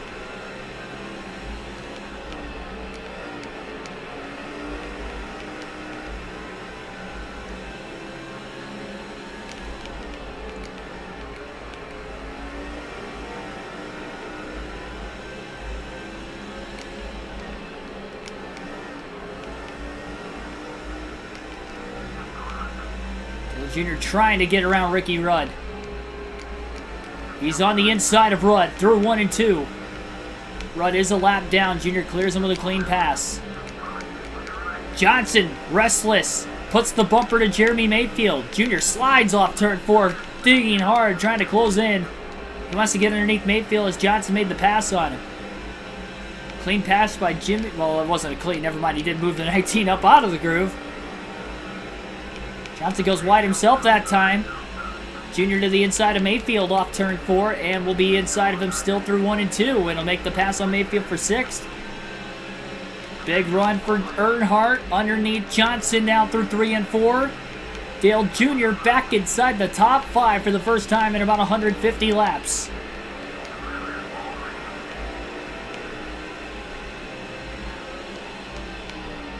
Can Dale Jr. pull off the comeback? He's got a long time to go in this one yet. Rusty Wallace, the next car in front of him. And he's under Wallace. Slide job clear off turn 4, clean pass. In fact, Sadler's up to 2nd, Stewart's back to 3rd. Junior's a man on a mission right now, and he seems to have a good car on older tires compared to the rest of the field, kind of like we saw during that opening fuel run of the race where we had over 100 laps on a green flag run before the first caution. By far the longest green flag run of the race so far. Things are heating up with just over a couple hundred to go. Junior to the inside of Stewart, off turn 4 for 3rd. Earnhardt won the first and only Busch race of that season so far, trying to win the first and only Cup race on a short track up to this point this season. Rolls to the inside of Sadler for 2nd. This A car is moving. He's really figured this car out on older tires. He's not losing much grip, and he is clear for 2nd on Sadler down the backstretch. Blocks Sadler into 3. Holds the 38 behind him. And now on the attack of the 24 of Gordon, who is out in front by 9/10 of a second.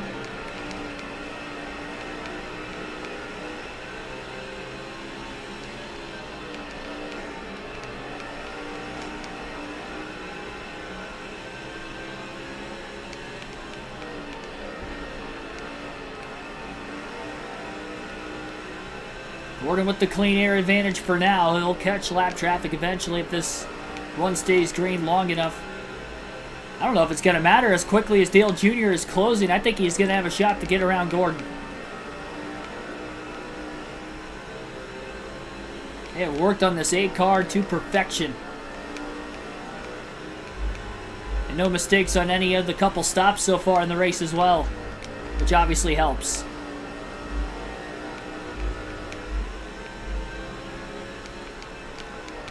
Dale Jr. right there, deep dive into 1 and 2. Actually held it for the most part. Now trying to force Jeff Gordon into a mistake.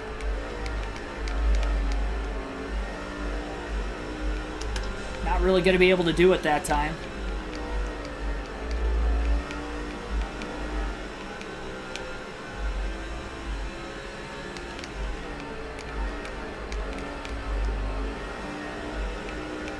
Dale Jr. is right there.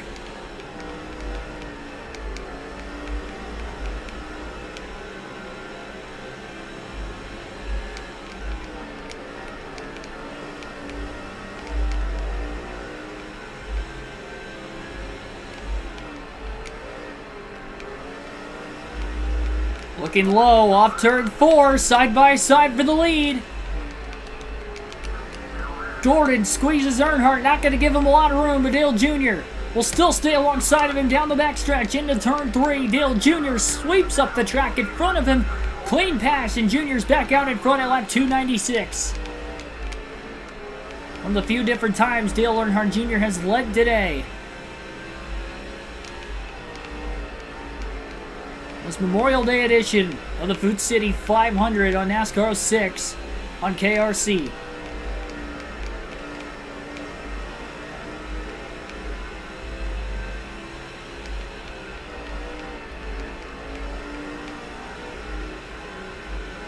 Gordon trying to get his first win of the season. Trying to make it 5 different winners in the first 5 races.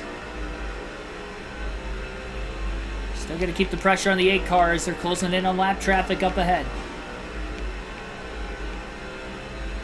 Again, at the end of lap 300, we'll do as what we have been doing after every 100 laps so far in the race today. And that is review and name all the names that were on the cars this last weekend for the Cup Series of the men and women who lost their lives in our military in remembrance of Memorial Day.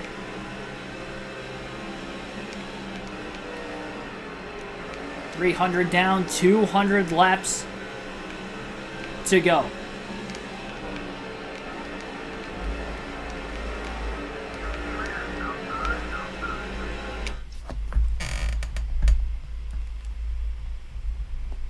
On the number 24 car this weekend, William Byron supporting United States Army Sergeant First Class from Alton, Illinois, Ronald A. Grider, who passed away in 2010 at the age of 30. On the 31 car this last weekend was Ryan A. Balmer, United States Air Force Technical Sergeant, who had passed away at the age of 33. On Michael McDowell's car was Eugene William Kimmel, United States Marine Corps Captain from Sioux Falls, South Dakota, who passed away at the age of 30. Todd Gillen, supporting Conrad Anthony Robinson, United States Army Staff Sergeant from L.A., who had passed away at the age of 36. Cole Custer. Riding along with him was Joshua McKay Moore, part of the United States Army Corporal, or was a United States Army Corporal from Lewisburg, Kentucky, who had passed away at the age of 20. On the 42 car was Christopher Nelms, United States Army Sergeant Major from OKC, who had passed away at the age of 46. And on the Petty GMS 43 was Kenneth Stonebreaker, part of the United States Air Force. He was Lieutenant Colonel, who had passed away at the age of 29. Kurt Busch was riding with Shannon Kent, part of the United States Navy. He was a Senior Chief Petty Officer from Oswego, New York, who had passed away at the age of 35. So again, at the end of every 100 laps tonight, we have been honoring those who were on the cars this last weekend on the Coke 600 as a part of Remembrance on Memorial Day on the channel today. Picking things up, Jeff Gordon has just taken the lead away with 199 laps to go. The Food City 500 at Bristol. Dale Earnhardt Jr. in second. Right behind him, Jr. coming back after a crash right around lap 123-ish earlier today to take the lead. About 7 or 8 laps to go before that pause. And in heavy lap traffic, Jr. had lost the lead, and he had lost his car again. Another crash. Not a bad one that time, but it is one nevertheless that Junior's involved in, our 6th caution of the night. Got clipped and hooked on the 133 car, and around he went.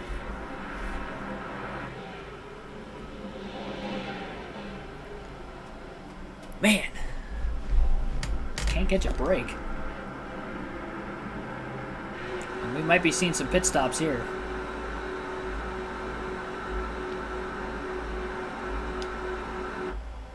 And nope, never mind. I don't think anybody hit pit road. Hopefully that damage isn't going to cost Dale Jr. too much time. As we get ready to go for the restart, green flag back in the air. Lap 307. Jr. trying to get to the inside as quickly as he can. Contact, almost turned himself. Aggressive move by Jr. to try to get to the inside. It's going to cost him second place to Elliott Sadler. Sadler in the 38. Up to second, Gordon with the 2 lap cars in front of him after the restart right now of Kenny Wallace and Dale Jarrett.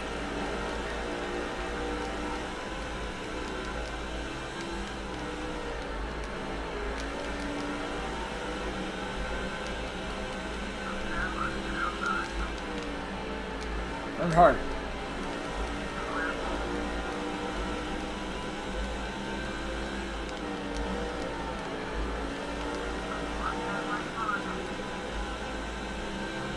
Gordon still caught behind Kenny Wallace, and Sadler is closing in on Dale Jr.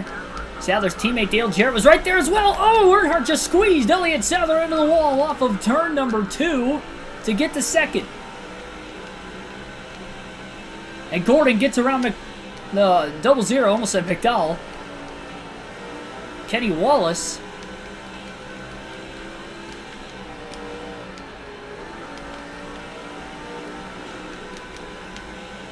Junior trying to run Gordon back down. Remember, these guys are on older tires at this point in the race.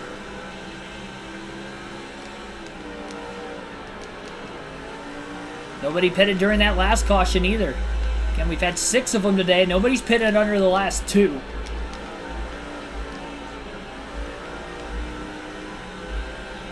Probably because they were outside the window to make it to the end on just one more stop.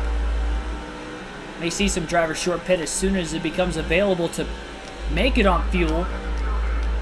If they can get to within the range to make it on one more stop. Dale Jr.'s got only a quarter tank of gas left. It's number 8 Chevrolet. As he gets to the inside of Dale Jarrett.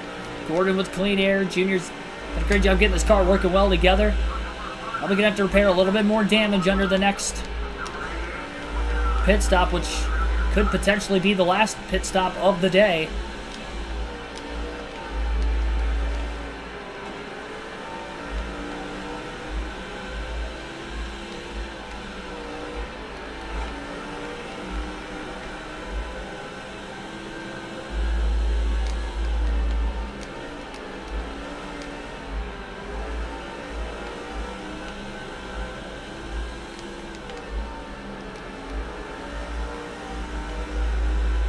Dale Jr. struggling to get around the 00 of Kenny Wallace over the last few laps.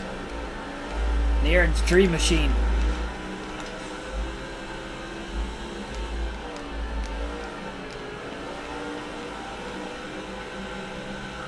Earnhardt down low off turn 4. Finally gets to the inside of the 00 in the Michael Waltrip Racing Chevrolet. Clears him off the exit of turn 2 and now has got his eyes set for Jeff Gordon once again. Kyle Busch spun me? I don't remember that happening.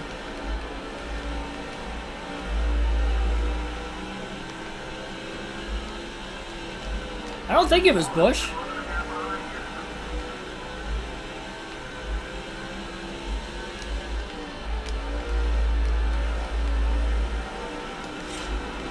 Oh, and there's the intimidation. Gordon got loose off turn 2. Dale Jr. closed because of it. And Jr.'s on the back of the 24. Intimidation, not to perfection, but enough to reel the 8 back in.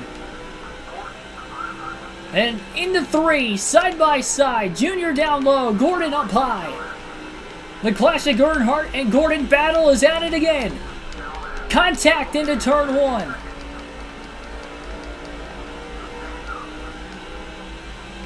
And they're still 2x2. Earnhardt slides and he just can't complete the pass on Gordon. Gordon's going to hold on for now.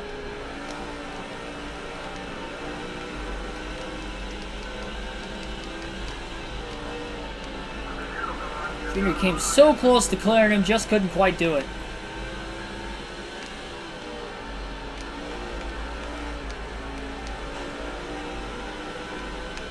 Ooh-wee.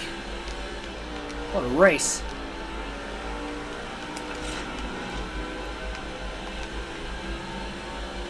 And he potentially forced him into another mistake.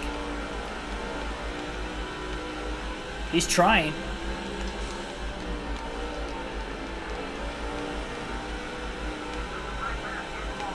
Both the right side tires getting very worn out on the number 8 car.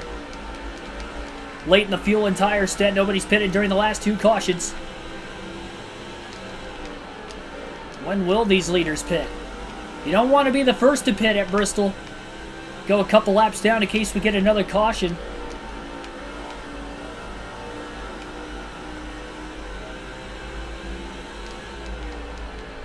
Junior just cannot get around Jeff Gordon right now. Driving his heart out to try and do it, though.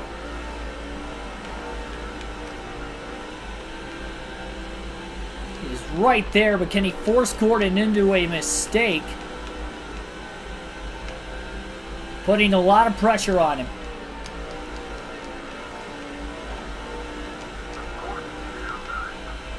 Junior won a race this year, but it was on fuel mileage, and it was in a 50% race. So he's not won a 100% Cup race yet. He'll clear for the lead off turn 4.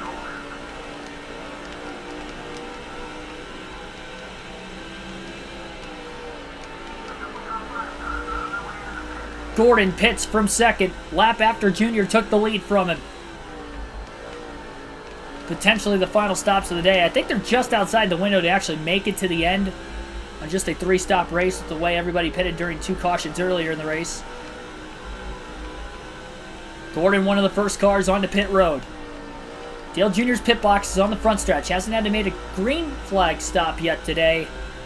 He's going to definitely run this out as long as he can, even if he loses time to Gordon for now. It's going to allow Jr. to lead more laps, of course. And the main thing is, you just never know if a caution's going to come out and have a trap you not 1, but probably 2 laps down at Bristol. Heavy yellow came out in the middle of green flag stops after you already pit. Still quite a few cars on the lead lap, too. I think we have over 20 on the lead lap. I'll half the field. A little more than that, potentially, as well.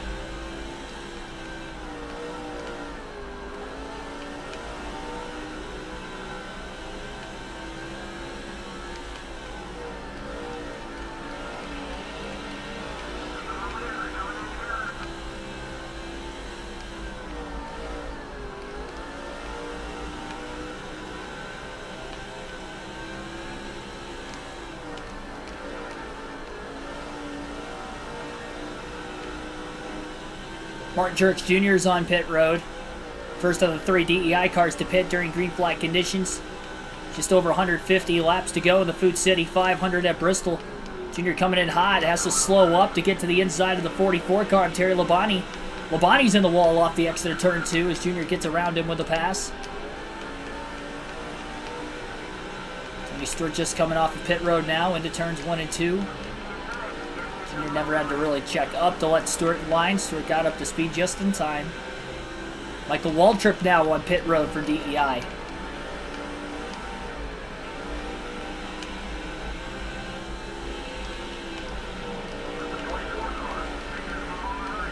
Longer Earnhardt stays on the track. He's going to have a lot of pressure from the cars on Fresher tires behind him. He got into the wall, which upset the race car off turn 2. Leaders are pitting.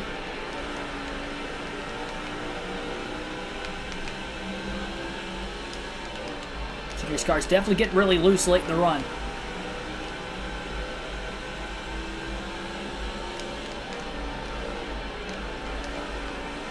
Now, under 160 to go. He should be able to make it on one more stop. If it did run green to the end. I'm not saying this is going to be the last stop because I'm seeing drivers pit under cautions periodically today, and I don't think the yellow flags are done. This will by far be the longest green flag run of the race today. Over 180 laps if it does go green to the end. Longest green flag run before that was the very start of the race when we went 105 laps before the first caution flag. Decent amount of cars on pit road, but still a decent amount have to hit the pits. Some have already made their way in.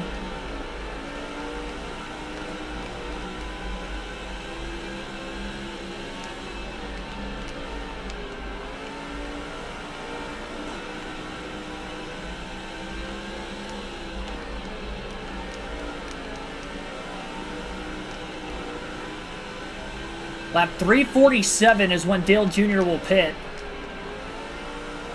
Definitely doesn't want to risk running out of gas. Dale Jarrett gets under him for now. Earnhardt's left rear in the yellow. Got him a bit loose on entry into 3 on the outside especially.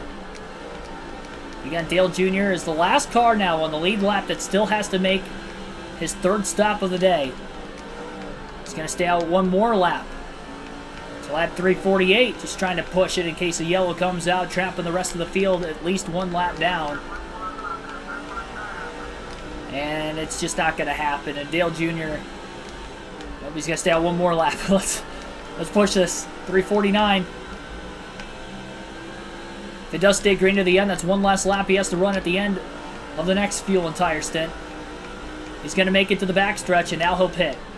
So lap 349 took it a couple laps longer than originally was going to. 70 miles per hour is the pit road speed limit. No adjustments for Dale Jr. on pit road this time. 4 tires and fuel will be the call.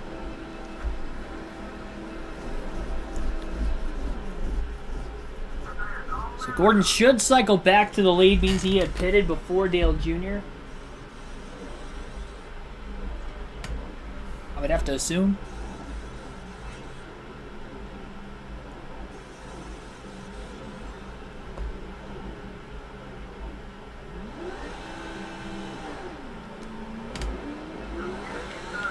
$150 to go. Gordon's going to cycle way ahead of Dale Jr.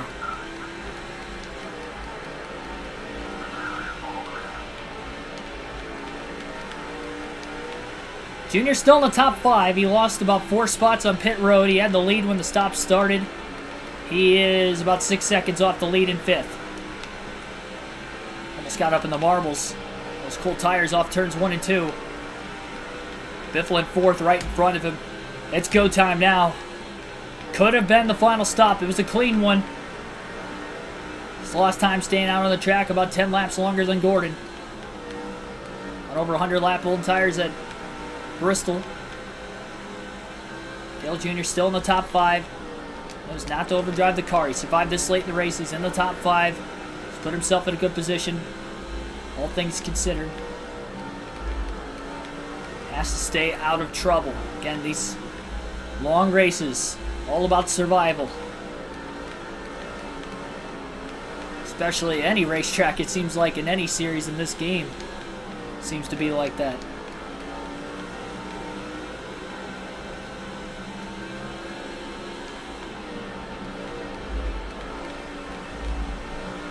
Junior to the inside of Biffle. Off turn 2.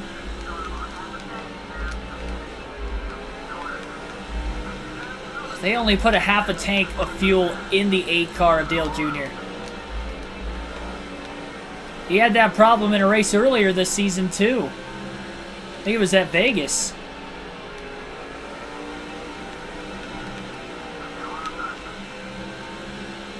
Junior might be in need of another caution. Gets around the lap car of Scott Riggs, another lap car in front of him. Terry Labonte in the 44.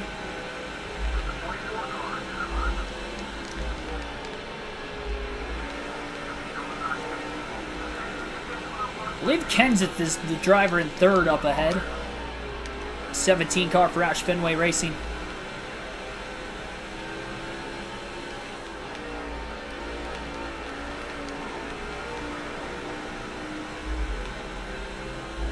Half a tank, though, he can go about 85 laps, so he can still go quite a ways.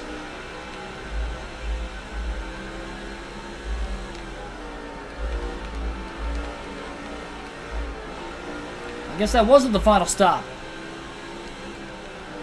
Jacob Givens, welcome to the stream. Fuel only? I don't know. I'm not even going to think about it for right now, to be completely honest. I'm just going to stay committed to the fact that I think we're going to see another caution before the end of the race. Junior can't be involved in it, though, to take fuel or tires.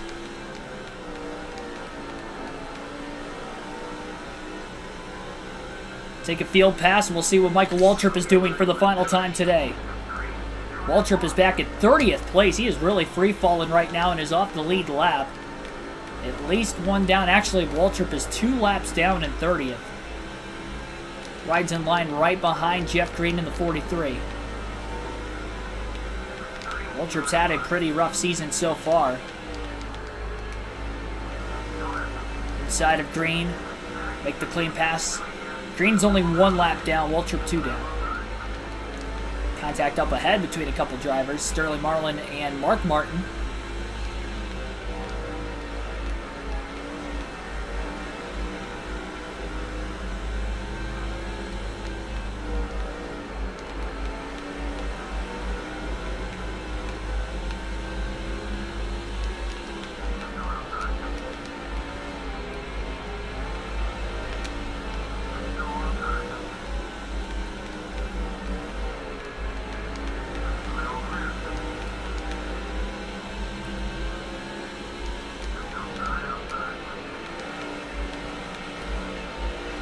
Get around Mark Martin. Oh, stuffed Sterling Marlin into the wall.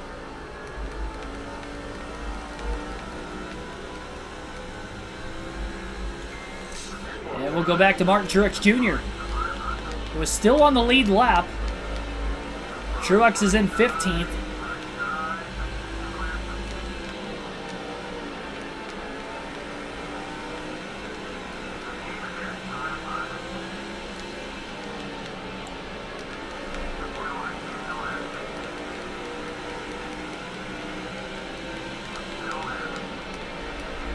Truex gets around Nemechek, 4th position. It's actually not that far behind Michael Waltrip either.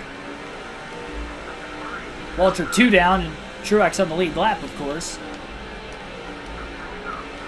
Truex will get around McMurray for 13th. Martin potentially positioned for the 1. I don't even know the card for WWE Hell in a Cell right now, to be completely honest. I have not seen anything since Backlash.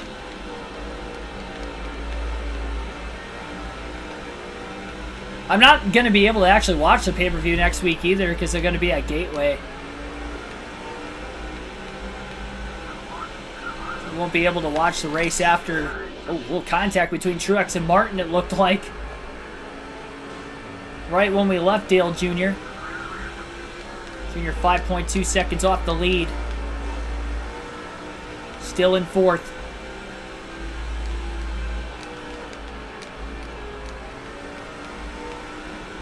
Jeff Gordon out in front.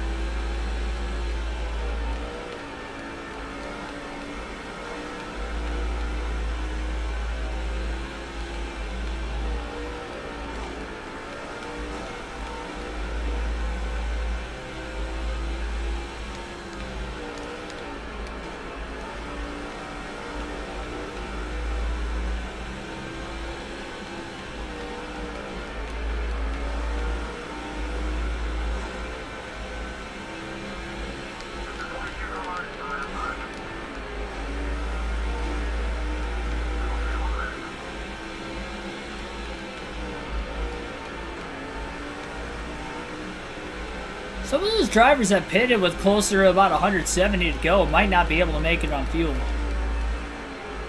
There have to be at least some that can. Have to imagine. hate to make an unscheduled pit stop if you're Dale Jr. before the end of this race under green. You'd rather pit under the caution to take fresh tires, and he'll be alright with trying to pass cars on older tires while he has fresher tires at the end. Maybe other drivers pit, and it's not just him, and he won't lose that many spots on pit road, if any at all. Could potentially gain spots.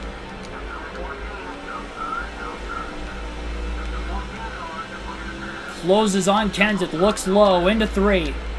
For third. Contact. Kenseth did not give Earnhardt a lot of room. He didn't gravitate to the wall off the exit of the corner like Earnhardt was expecting him to, and I think Kenseth is actually a lap down right now. Junior stays in front of him.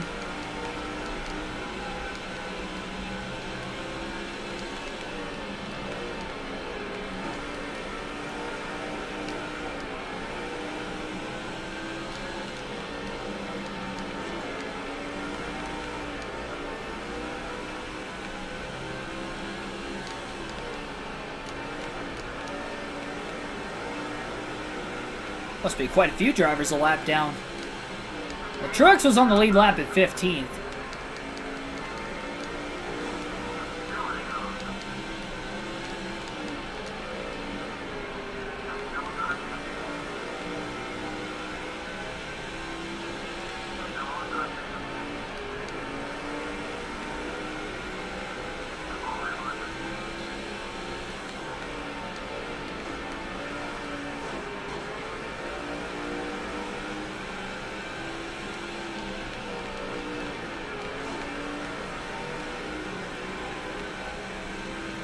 A lot of lap traffic around the 48 of Jimmy Johnson. Kevin Harvick right behind him. Not sure as of right now if either of those two are on the lead lap or not.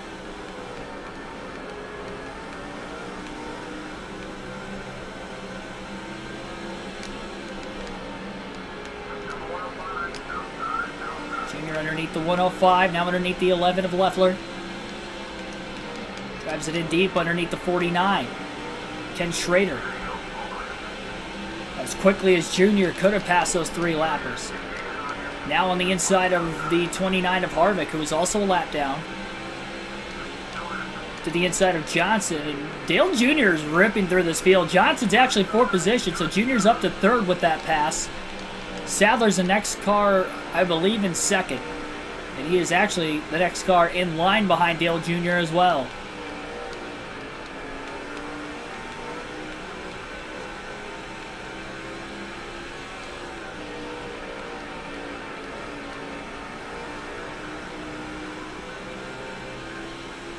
$30 likes on the stream right now. Thank you for everybody hitting the like button.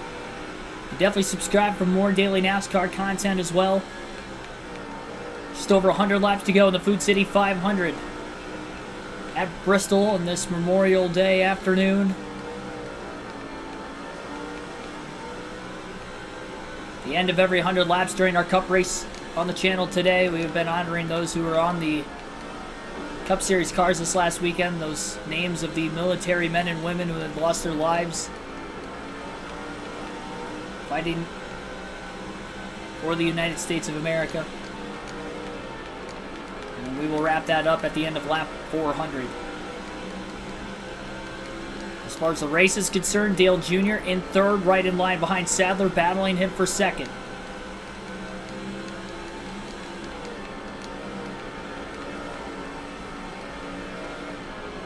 Junior overdrives the corner, might have gotten a bit of the wall off of turn 2.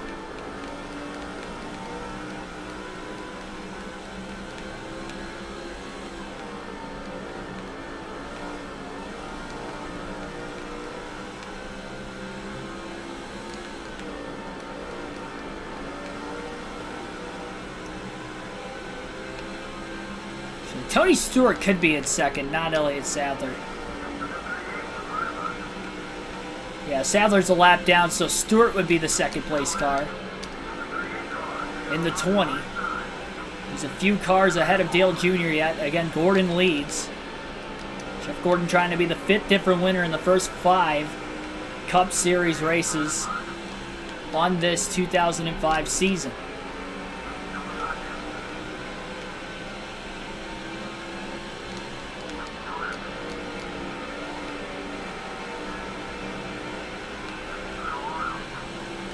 I think Gordon's been dealing with a lot of lap traffic like Junior and Stewart have been, because it seems like Stewart and Junior are getting through it better than Gordon. That interval has closed quite a bit, especially in recent laps.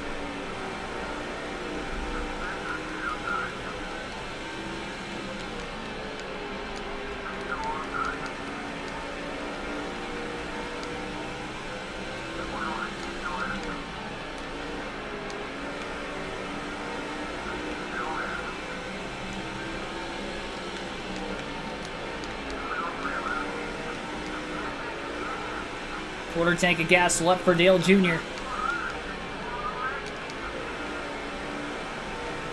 He will have to pit before everybody else, which could work if everybody else ends up pitting later.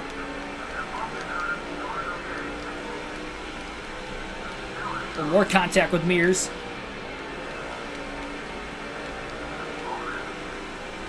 We'll pause it now to finish up naming the names of those men and service women who were on the cars this last weekend in remembrance of Memorial Day. Ricky Stenhouse Jr. was honoring Gail Hall Halverson from the United States Air Force. He was a colonel from Salt Lake City, Utah, had passed away at the age of 101. Fought back in World War II. On the 48 car this weekend was Matthew E. Bayless, United States Army specialist from Oakdale, New York, had passed away at the age of 20. On the number 50 car this weekend was Eugene Williams, part of the United States Army. He was a sergeant from New York, had passed away in 2003 at the age of 24. Cody Ware was honoring Jefferson Davis, part of the United States Army, Master Sergeant from Tennessee, who had passed away at the age of 39. Number 77 Spire Motorsport Chevrolet was honoring James Ray Davenport, part of the United States Marine Corps Lance Corporal from Danville, Indiana, who had passed away at the age of 20. Number 78 of BJ McLeod was honoring Joseph Peter Collette, who was in the United States Army. He was a sergeant from Lancaster, Ohio, who had passed away at the age of 29. And Daniel Suarez, in the number 99 for Trackhouse, was honoring Darren Taylor Hoover, part of the United States Marine Corps. He was a staff sergeant who had passed away at the age of 30. Again, those are all the names that were on the Coca-Cola 600 cars for the Cup Series last night. All of those who had passed away, who had fought in the military for the United States of America. Honor those names and many others on this Memorial Day, a day of remembrance on the channel. And least I could do to help support, or at least give my support for the troops that do what they do, so we at home can do what we do on a daily basis. Just under 100 laps to go in the Food City 500. 3 cars within a second and a half of the lead as things are ramping up today. Gordon leads, Stewart second, Earnhardt third.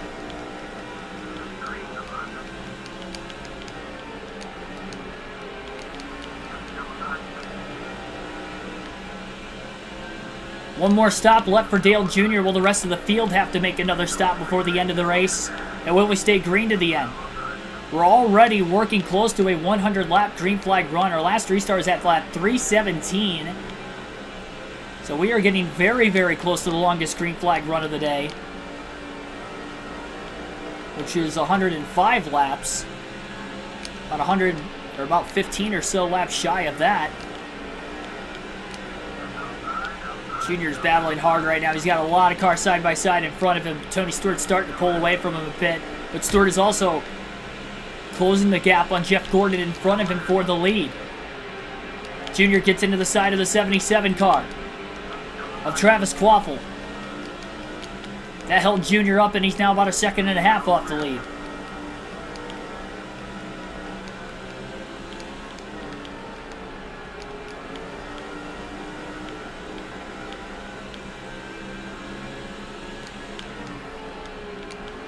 Santiago Kid, welcome to the stream. This is a tight racetrack. First short track of the season at Bristol. Before the years in which they put dirt on it, they had a day race in the spring, and that is the race we are running, part of this 2005 schedule. on NASCAR 06. Gordon and Stewart battle for the lead. Junior trying to close in on them. 90 laps to go at the line. These laps tick away quickly at Bristol.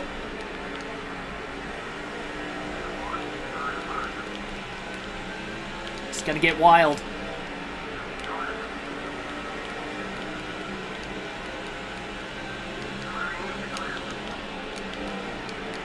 Earnhardt is just stuck right now with really nowhere to go. Squeezes the 31 of Jeff Burton.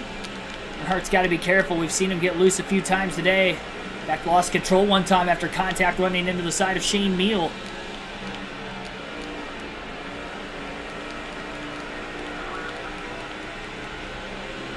It is all take and no give right now.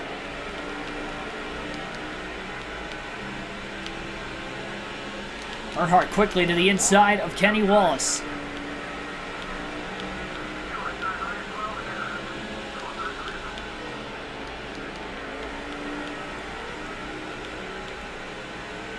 Truex has just gone a lap down to Jeff Gordon that last lap. Junior in the wall, off turn 2.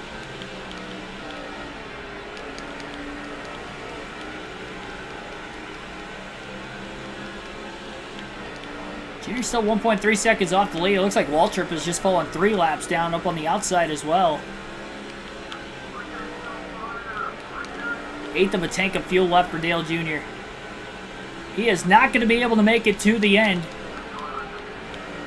Just in dire need of a caution. And it has to be before he hits pit road, likely within the next 20 to 30 laps. Maybe even less than that before he's going to end up having to pit.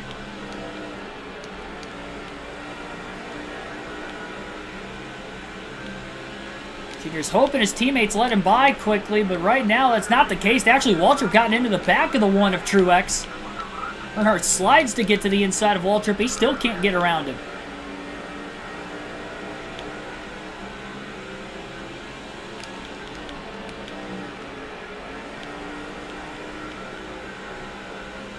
Just over 1 second off the lead is Dale Jr.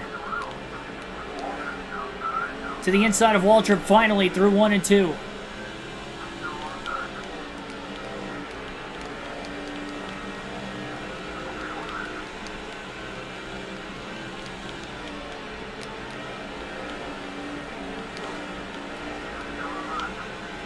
Junior can't get around Truex right now either. Finally gets to the inside of him into 3 and 4. Way down on the track, bit of a slide job. Clears Truex off the exit of turn 4. Risky move. Barely panned out. 1.2 seconds still off the lead. Stewart's losing a little bit of time to Jeff Gordon again. Couple lap cars between the top 2 and a few more between 2nd and 3rd.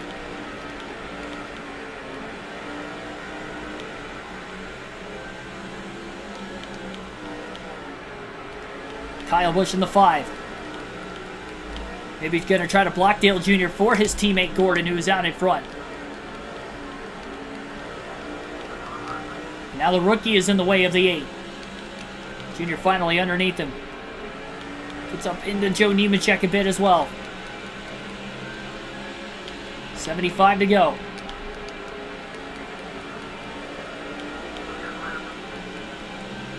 Junior clears Nemechek off turn 2.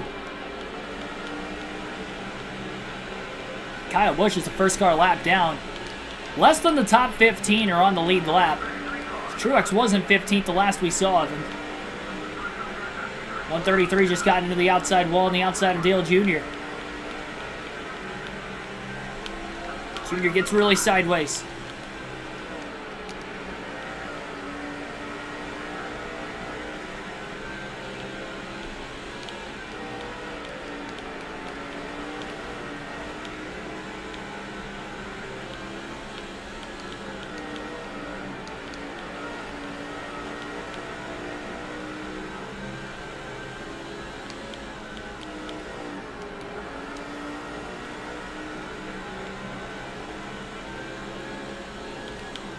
Definitely won't be a full fuel run to the end when Junior pits.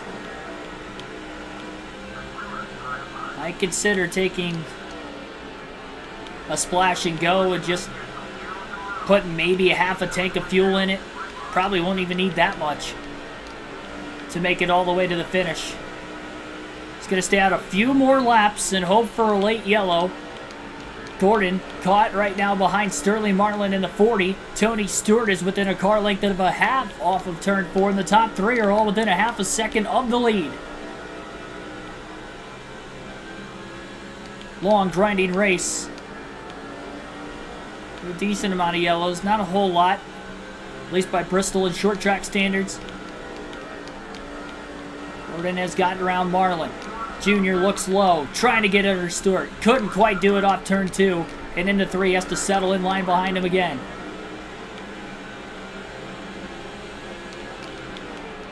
Junior will pit at lap 436. That is when Dale Jr. will hit pit road.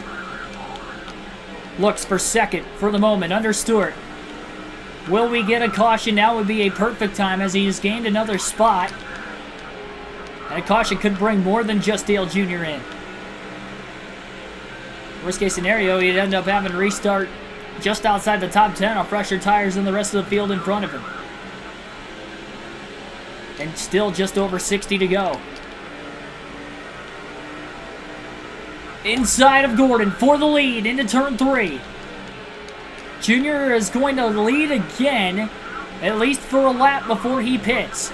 Stewart nearly gets into Gordon off turn 4 as they now battle for second side by side behind Earnhardt. And Earnhardt will pit this time. Gonna be an aggressive strategy call. Almost spun out coming into the pits. Fuel only. Half a tank, fuel only will be the call for Dale Jr. A little gas and go to try and make it to the end. He locked the tires up a little bit. That's going to wear him out coming into the pits, but he is now just hoping that we now have it stay green to the end. He did not get the caution originally. It's a 10-second stop. It was a clean one for Dale Jr. And out on the track he goes. He's a lap down, unfortunately.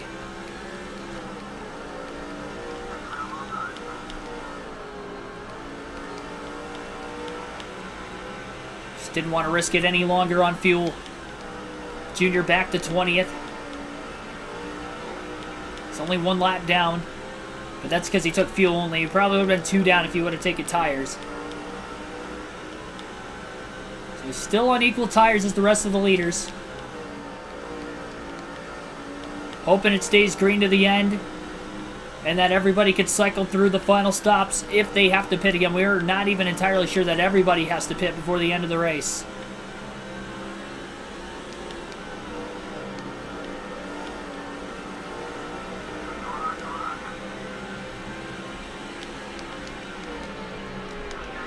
Junior doesn't want to be the one involved in the yellow as he squeezes the 10 of Riggs into the wall off of turn 4. That was not ideal.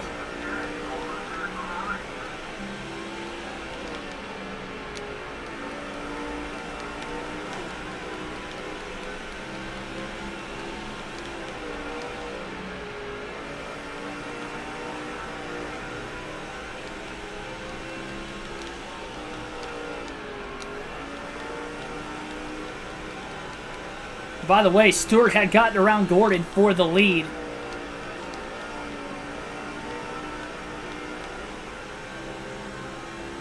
Tony trying to get the win today at Bristol.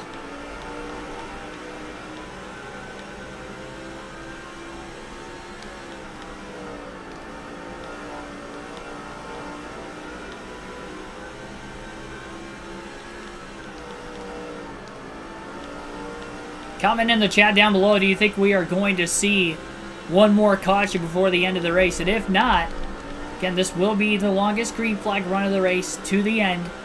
It has already been the longest green flag run of the race up to this point. Previous longest was 105 laps. This one has now gone 100 and, considering he's a lap down, it would be 129 lap green flag run. Make it 130 now for Stewart at the line.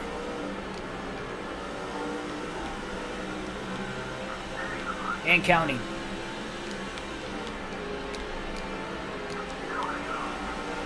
Junior under Kyle Petty, gets around him. know Kenseth was a lap down the last time Dale Jr. had passed him. R6 says we'll see a caution. Junior's hoping he can get into the free pass position before the caution comes out. Not sure how many cars are a lap down, though. And if that does get him back in the lead lap, he can at least take tires. The problem is he'd have to restart the tail end of the longest line. It'll likely be the inside where all the lap cars are at. Biffle's on the lead lap. He would be in 4th. Oh, Kenseth squeezes Dale Jr. Saw that a lot in the Busch race at Atlanta earlier between Kenseth and Earnhardt. Maybe Kenseth's more than 1 lap down then, because Jr. passed him.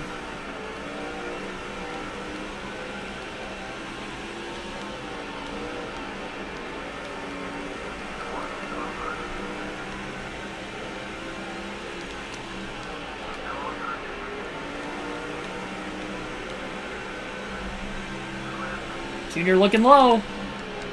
Oh, 3 wide at Bristol. We haven't really seen that much today. But it worked cleanly that time. No caution. We stay green. Junior doesn't need a caution now. Needs this to stay green to the finish. Gets around Mears. That's for 19th.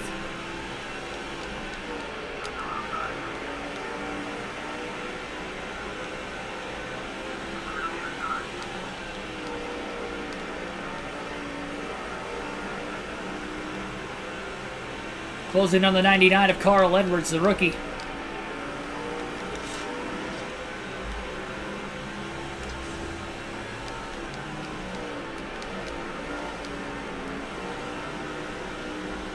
Looks low off turn 2. Edwards going to block into 3. Might be for position if he is blocking as aggressively as he is.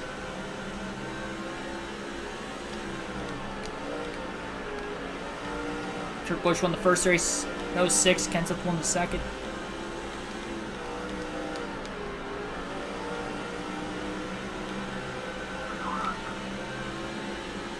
Dale Jr. underneath Edwards. That was a pass for 18th. Probably why Edwards was holding Earnhardt up. Green not for position for Dale Jr. And Junior did lock his tires up coming into the pits a little bit ago. Wimmer got into the wall on the outside. Junior gets around the lap car of Wimmer. Waltrip won 7 straight at Bristol. I know he won a lot. I don't know how many in a row he won. He won 12 all time. He's the all-time winningest driver at Bristol in the Cup Series. 33 car on the outside. Dale Jr. down low. He's hoping that he doesn't take a swipe at Junior this time. Oh, he did through 1 and 2. He used him up. Junior gets back into him, though.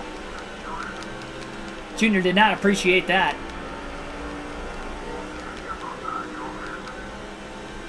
And Junior is going to have to try to make the pass on him again. He had a great run, got underneath him. Probably going to have to use the bumper to get around him, though.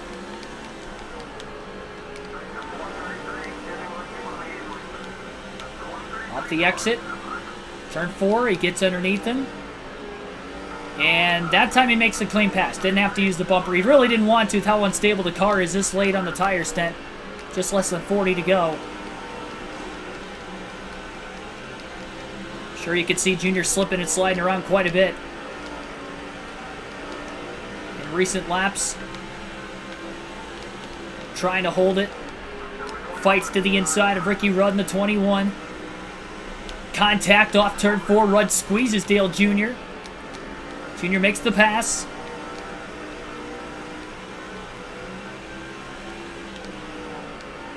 I think he only won one. He might have won twice. Dale Jr., that is. I think he won the Bristol night race one year. I think it was 02. Or no, it wasn't 02. Because Gordon won 02.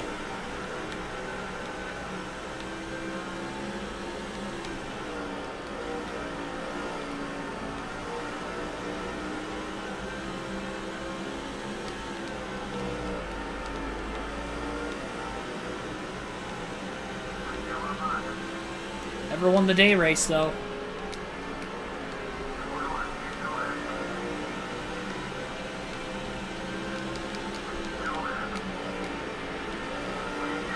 Pass was for position as well on Quaffle.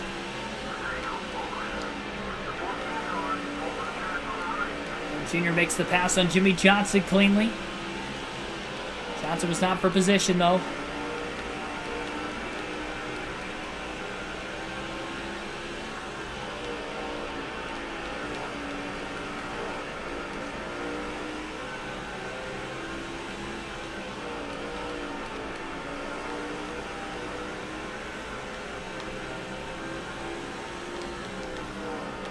See Truex up ahead. I know he's for position.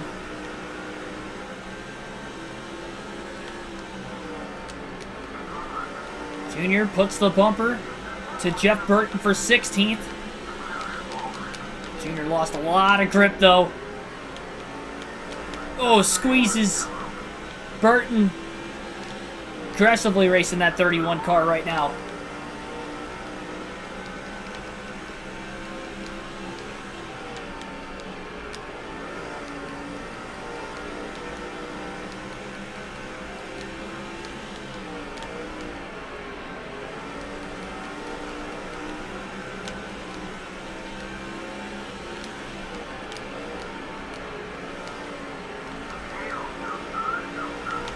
O'Meal into the wall off turn 2. Junior just steered low to miss him. Little slide job into 3 and 4 to get around the 0-8. Meal crosses Earnhardt back over. Earnhardt bounces off the wall. Earnhardt's had problems trying to, oh boy, pass Meal all day today, it seems like. In the Cup Series race, at least at Bristol. 26 laps to go.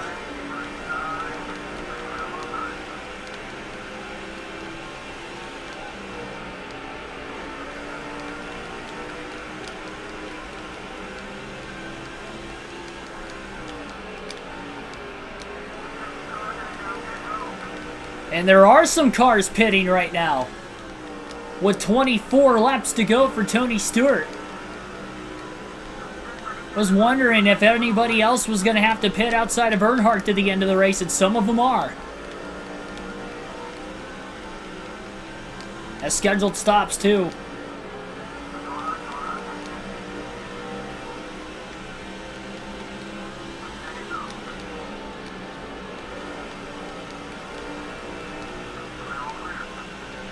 But how many more still have to pit?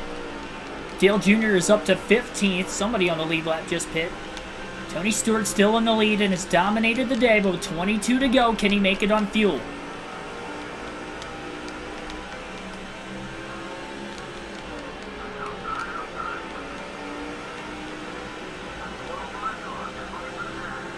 Few other cars on pit road. Jr. up to 12th.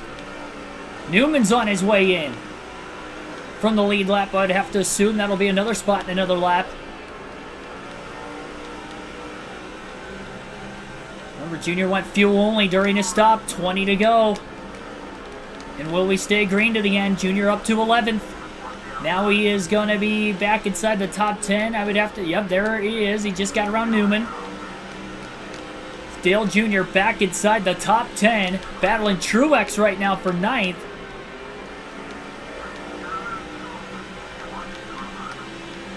Junior struggling with the grip in his car. He's burned his tires out quite a bit on this final tire stint of the race. Quarter tank of gas left, but he should be good to the end. Took just enough fuel to make it. Caution with 8... Oh, no! Caution is out with 18 laps to go, and Dale Jr.'s trapped a lap down in 8th. Travis Quaffle and Casey Mears have wrecked in turn 2. Quaffle into the barrier at the front of the pit road entrance. But was Dale Jr. in the free pass position? Was he in the free pass position? Caution is out. Jr. will stay off of pit road this time because I'm not sure if he was in the free pass spot or not. And if he wasn't, he's going to stay out so he doesn't lose positions to cars who maybe can make it to the end. Oh, what a tough break. Jimmy Johnson's going to be the leader on the restart. Green flag back in the air. 12 laps to go. Johnson leads following the pit stops.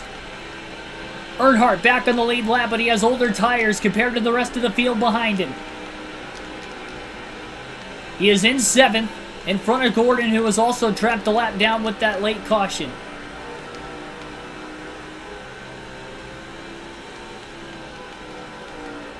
Jimmy Johnson, I don't even think he's led all day today, but he's leading now. Winning the race off pit road. Junior scrapes the wall up 4. He's hoping for another yellow so he could be on the lead lap, and then he could take tires.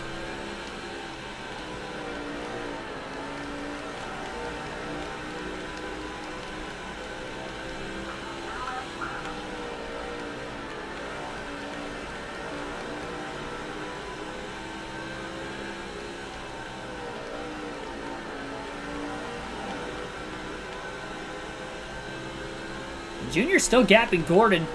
One of the few times we've seen Dale Jr. with clean air today. Even on older tires, he's hanging on. If we get a caution this late in the race, all the lap cars would line up behind the lead lap cars.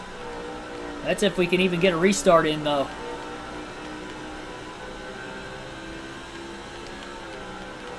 I believe that was our 8th caution of the race. For Casey Mears and Travis Quaffle spinning. Quaffle, the rookie, involved in the accident. We'll never know if that strategy was going to work out for Dale Jr. if it would have cycled all the way through under green. Instead, got the untimely caution. That's the risk you pay with short pitting at Bristol. But he's still going to have a top 10 finish. It's all going to work out in that aspect, but it wasn't going to work out as far as him trying to win the race. Jimmy Johnson trying to get the win. I believe he'd be the 5th different winner in the first 5 races of this Cup Series season. 4 laps to go at the line for Johnson. So 4 to go.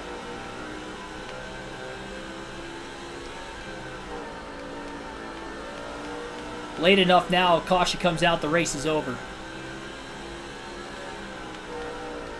Tony Stewart to the lead off turn 4 as he gets around the 48 of Johnson late.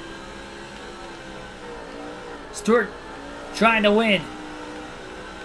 He's dominated the day. Johnson beat him, though, on pit road during those last stops. And with 2 to go, Stewart leads.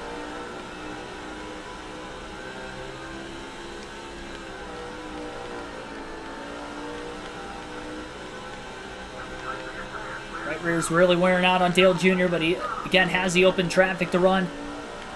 Final lap of the race for Tony Stewart. No cautions on the final lap. Dale Jr. will rally to at least finish on the lead lap today, and in the top 10, he will not win. But the winner will be off turn 4, catching the checkered flag. Tony Stewart has won the Food City 500 at Bristol. Solid run, though, for Dale Jr. to get another top 10 this season. And a 7th place finish. Half a second victory for Tony Stewart. He passed Johnson with 4 laps left en route to the victory. He deserved it, though. He dominated this race. 260 of the 500 laps led for Stewart today. 7 cautions for 21 caution laps, 22 lead changes. Again, a half a second. It's a margin of victory. 2 hours, 26 minutes to get this race in today, even with the 7 cautions. Average race speed of 109.19 miles an hour.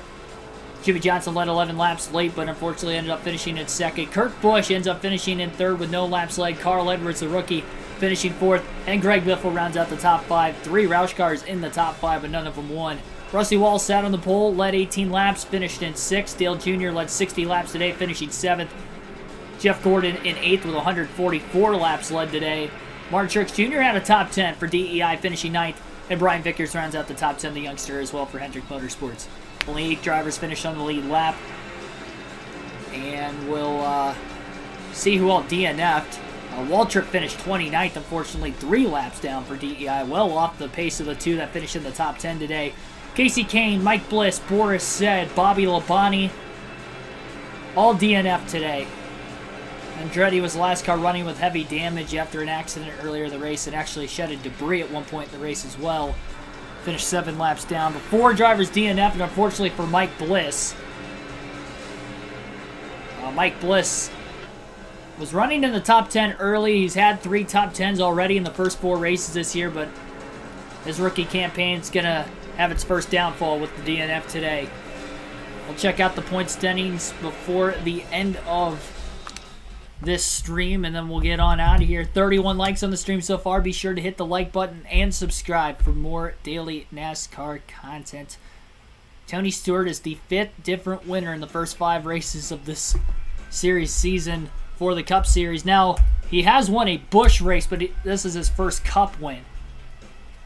Next race will be the Advanced Auto Parts 250 at Martinsville. It'll be a 50% race, so it will end up being the second 50% race of the Cup Series season later on in the week.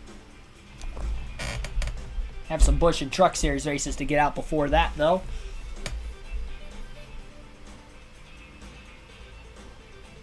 How about Bobby Labonte, though? Never mind. Yeah, he DNF'd. Greg Biffle, the points leader. 9 points over Jimmy Johnson so far in the battle for the regular season championship. Dale Jr. sits 8th in points inside the top 10. Mark Truex Jr. 1 point behind Jeff Gordon for that final spot to get into the chase. Michael Waltrip's had an abysmal run so far this season. 25th in points, losing some more spots. He's actually tied with Jeff Burton for 24th. Average finish, putting Jeff Burton ahead in the tiebreaker. As of right now, both drivers without a win. So 5 different winners in the first 5 races. Will we go 6 for 6 at Martinsville later this week? You'll just have to wait and tune in later on in the week to find out. Thank you, everybody, for watching the doubleheader on this Memorial Day evening. Thank you so much. Again, thanks for that $50 super chat earlier on in the stream as well from Sprinter of Black. So thank you for that. And thank you for all the appreciation and support you guys give me on a weekly basis. Again, sorry for no Cup Series commentary. I was at the Indy 500 yesterday. Tune in, or I should say check out the Indy 500 highlight video from the grandstands that I posted on the channel late last night during the Coke 600 if you did not check that out already. And we'll be back with the live commentary for Cup Series races soon. I'll be at Gateway this weekend again. So none this weekend. Race highlight video for the Cup Series from there. And then also the live commentary will return for the Cup Series at Sonoma the week after. I did do live commentary for the Truck Series race last weekend at Charlotte. Good chance I will do either the Xfinity race this weekend or the Truck Series race this weekend at Gateway. We'll just have to see how that pans out. Just depending on when I can get to my hotel, really. But thank you, everybody. I'll see you guys tomorrow night.